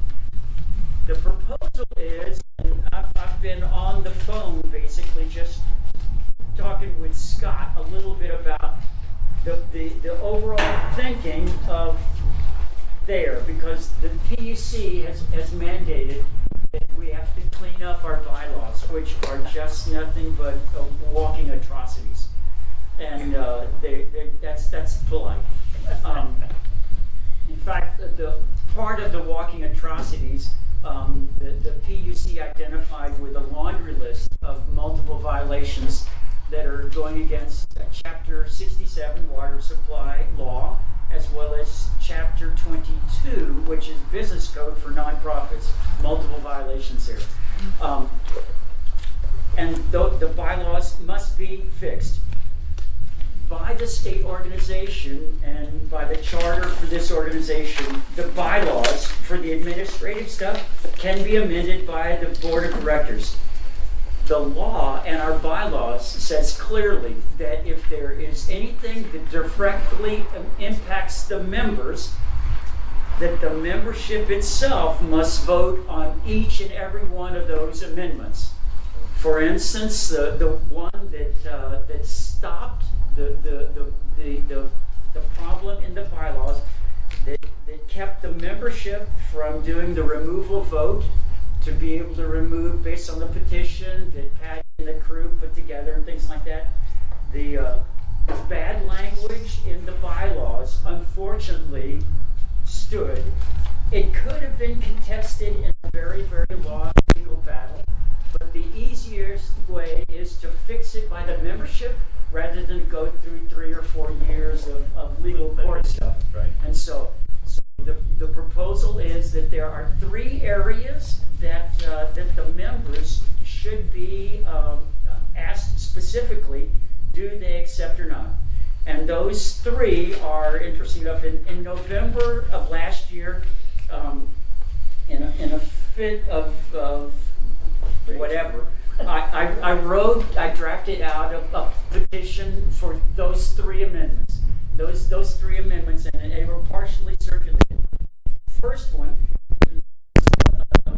was the one that in our bylaws it requires more than 50% of all members to sign a petition in order for the members to call a special meeting. That's an atrocity. Chapter 22 says it just needs to be 10% of the membership to do it. And yet the original bylaws, unfortunately through all 5 versions, get that. So that's a change. And the idea is that will be changed to a number, and again, it's up to the crew, either 10% or the organization can put it can't be less than the state law, but it can't be more than the state law. So we can either leave it at 10% or do 15%, but it's an atrocity to put it as 50%. So that's one amendment. That's one for the members to, by petition, to be able to call. The second point is another one that was the vacancy area. The vacancy in the language that was put into the bylaws in the 2019 changes by Lloyd Gosling said, and they I believe it's typo errors, but it was still an atrocity, that it required that a majority of the members had to vote in the affirmative to remove a director from the board. That's the current language. The language that should have been there and was there for all the other 4 versions of the bylaws said that it is an affirmative vote of the majority of the members present. Voting. Now, the present definition is in 2 more lines. It says people who voted before the election are considered present, even though they're not there, and people who are voting at the meeting are considered to be present. And that's the reason for the elections we ask Frank Riley. He says, tell us what the quorum is, and the quorum is the count of people who voted before, the count of people, and then any measure voted on by the members passes if it's a majority of the quorum. Okay? So the language said that it needed to be more than 50% of the membership. So that's the reason why both of the removal passes weren't good. So that's the second amendment. And the third amendment is one that in 2019, again, Lloyd Gosling, or 21, Lloyd Gosling changed the language of when the members' annual meeting should occur. State law says that the meeting must happen in a period from after January the 1st until May the 1st. And that's what they put in. The thing is that the USDA and any consistent organization would say that the timing for the members' annual meeting typically is a reoccurring date on a calendar. And so the proposal is going to be that we do that on the last Saturday of the month of February. Just by chance, the meeting that we had on February the 24th was the last Saturday in the month of February. And the language in Chapter 67 says that the terms for directors elected by the membership, and that's the reason why the members must vote on this. The 67 says it's can be approximately 2 years, and that's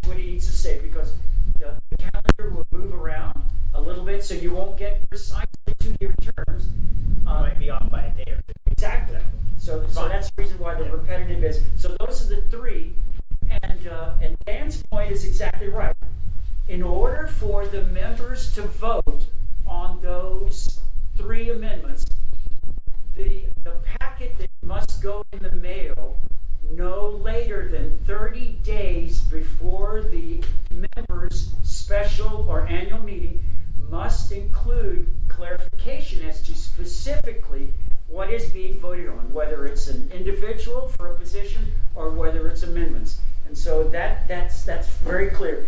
Fortunately, we don't have to define that language now, but we have to in fact approve something that at this one, which is the procedure and the guy who's going to be the auditor and our proposed ballot. I don't think, I mean, the proposed balance is approved, we gotta approve it. Yeah, Like I well, said, and you're there's correct. litigation right now over what they did in 2018 and because they Yeah. Yeah. no one knew what they were voting. But let me explain this. The printout that I did just 45 minutes ago off of in Bill's printer, this ballot is not the right one. Let me show you the corrected one. We found it right before we came. This is the correct one, Dan. And Sorry for the packet not being correct. it's the form, not. It's the language. Yeah, the It's the language can be language. tuned. It's the form that must be right. Yeah. And basically what it's going to be is, as you can see at the bottom. So you're changing 3 things? That's right. Yes. The ones he just said. The amendment 1, number 2, They're and gonna be on the amendment 3. ballot. Say That'll be again. on the ballot. And it's going to be explained on the ballot. Yes. Exactly. Okay. Exactly. Yes. And that's the clear language, because the discussion with several people, and in fact you mentioned it earlier, Dan, in discussion. The worst thing that, and Scott said this is the same opinion, if we presented the whole packet of the bylaws to either go or no go, Yeah.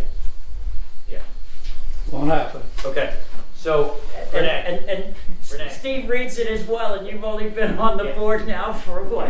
An hour. An hour and a half? Okay, so summarize. Yeah. Real quick, may I suggest Yes. getting a copy of the bylaws from Double Horn and checking them out, because I looked at them, I mean, in my opinion, they're perfect.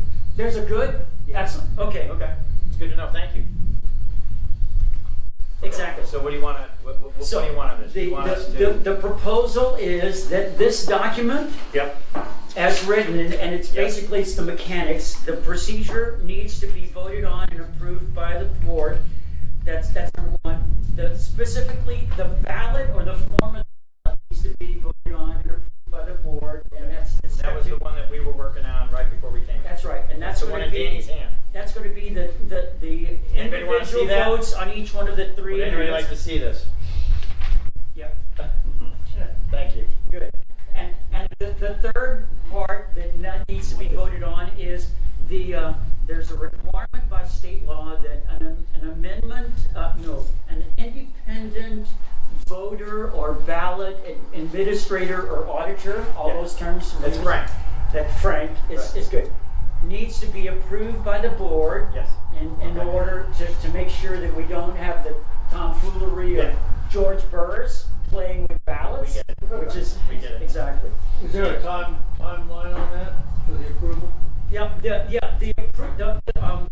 timeline is appendix 1 in this. Is that 30 days before the vote? Yeah, it has to be. Yeah. It has. Yeah, exactly. So that's why we want to kind of do it on the 16th. We have to do it now. We're gonna. So I make a motion Yeah. that we accept all 3. Okay. The procedure, Yep. the independent auditor, and the ballot. That's Yep. defined in the document you just gave to Mr. Danny Flunker. Good. I make a motion And that the we auditor. accept those. Do I have the only copy? I'll second. Yeah, Yep. we only brought one. Yeah, We found it I like. printed you know, 3 or give it to 4. Scott, we found it. Oh, but keep that. Yeah, you Yeah, can. keep that. So what does the credentials committee need to do for next meeting? What we'll do is we'll send you these procedures, look over them, double check them, and we'll just finalize it at the next meeting. But there shouldn't be any Yeah. mistakes. I mean, this is our standard election procedures that we've been using. Yeah. Standard independent auditor, it's Frank Riley, been running the last 4 elections. The only thing that really changes every single time is the ballot of what we're voting on. Right. And that's what is in Danny's hand. Danny, any other issues, comments, concerns? Just so it has on there what is being changed, so people. Got it. Oh, absolutely, Yeah, and it will. absolutely. And So I had a motion on the table. you do. You okay? Second. Second? All in favor? Aye. Aye. Do you see this? So Okay. for all three. basis, all three of those. Yes. So Procedure, procedure, Frank, and ballot. As long as you're gonna take Danny's consideration into that explanation. yeah. Danny, is that correct? I've got that written. We'll pull double horns and make sure that we get a chance to read that. No, we're talking about your ballot concerns is explanation. Yeah, just so. On the ballot. It has what's being changed and what it's being changed to. Yeah, that's all he wants is a description on the ballot. I just wanna make sure that's in the minutes. Absolutely, Got it. absolutely. Okay. All right. That one's, yeah, that one's closed out. Okay. On to number 6, new business. I don't have any. Do you have any? Say no. I don't have any. You shouldn't either, for God's sake. You're just insistent. We just voted you on. It's stay with you, Steve. Steve, it's supposed to be fun, for God's sake. They got to be really good. Anything else? Okay, yeah. No? Yeah. I'm good. There's not going to be an executive session. There's no executive session in consideration. I guess these people are getting ready to go. Yeah. And I call for an adjournment. No, call for a motion. I call for a motion to adjourn. I second it. Okay. Okay, well, stood up. Meeting adjourned. Thank you very much, people. Good meeting. Thank you guys so much. Thanks for the blankets. Thanks for the feedback. Look at these guys. You guys can tear a room down and no problem.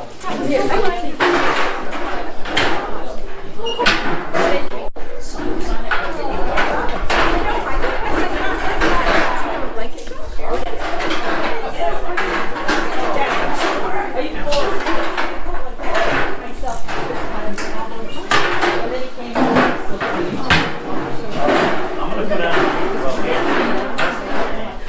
That's right, correct. Hey, don't sit down. Okay, and I got it. Vice President.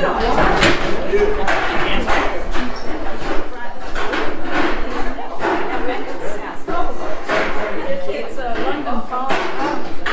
They're not.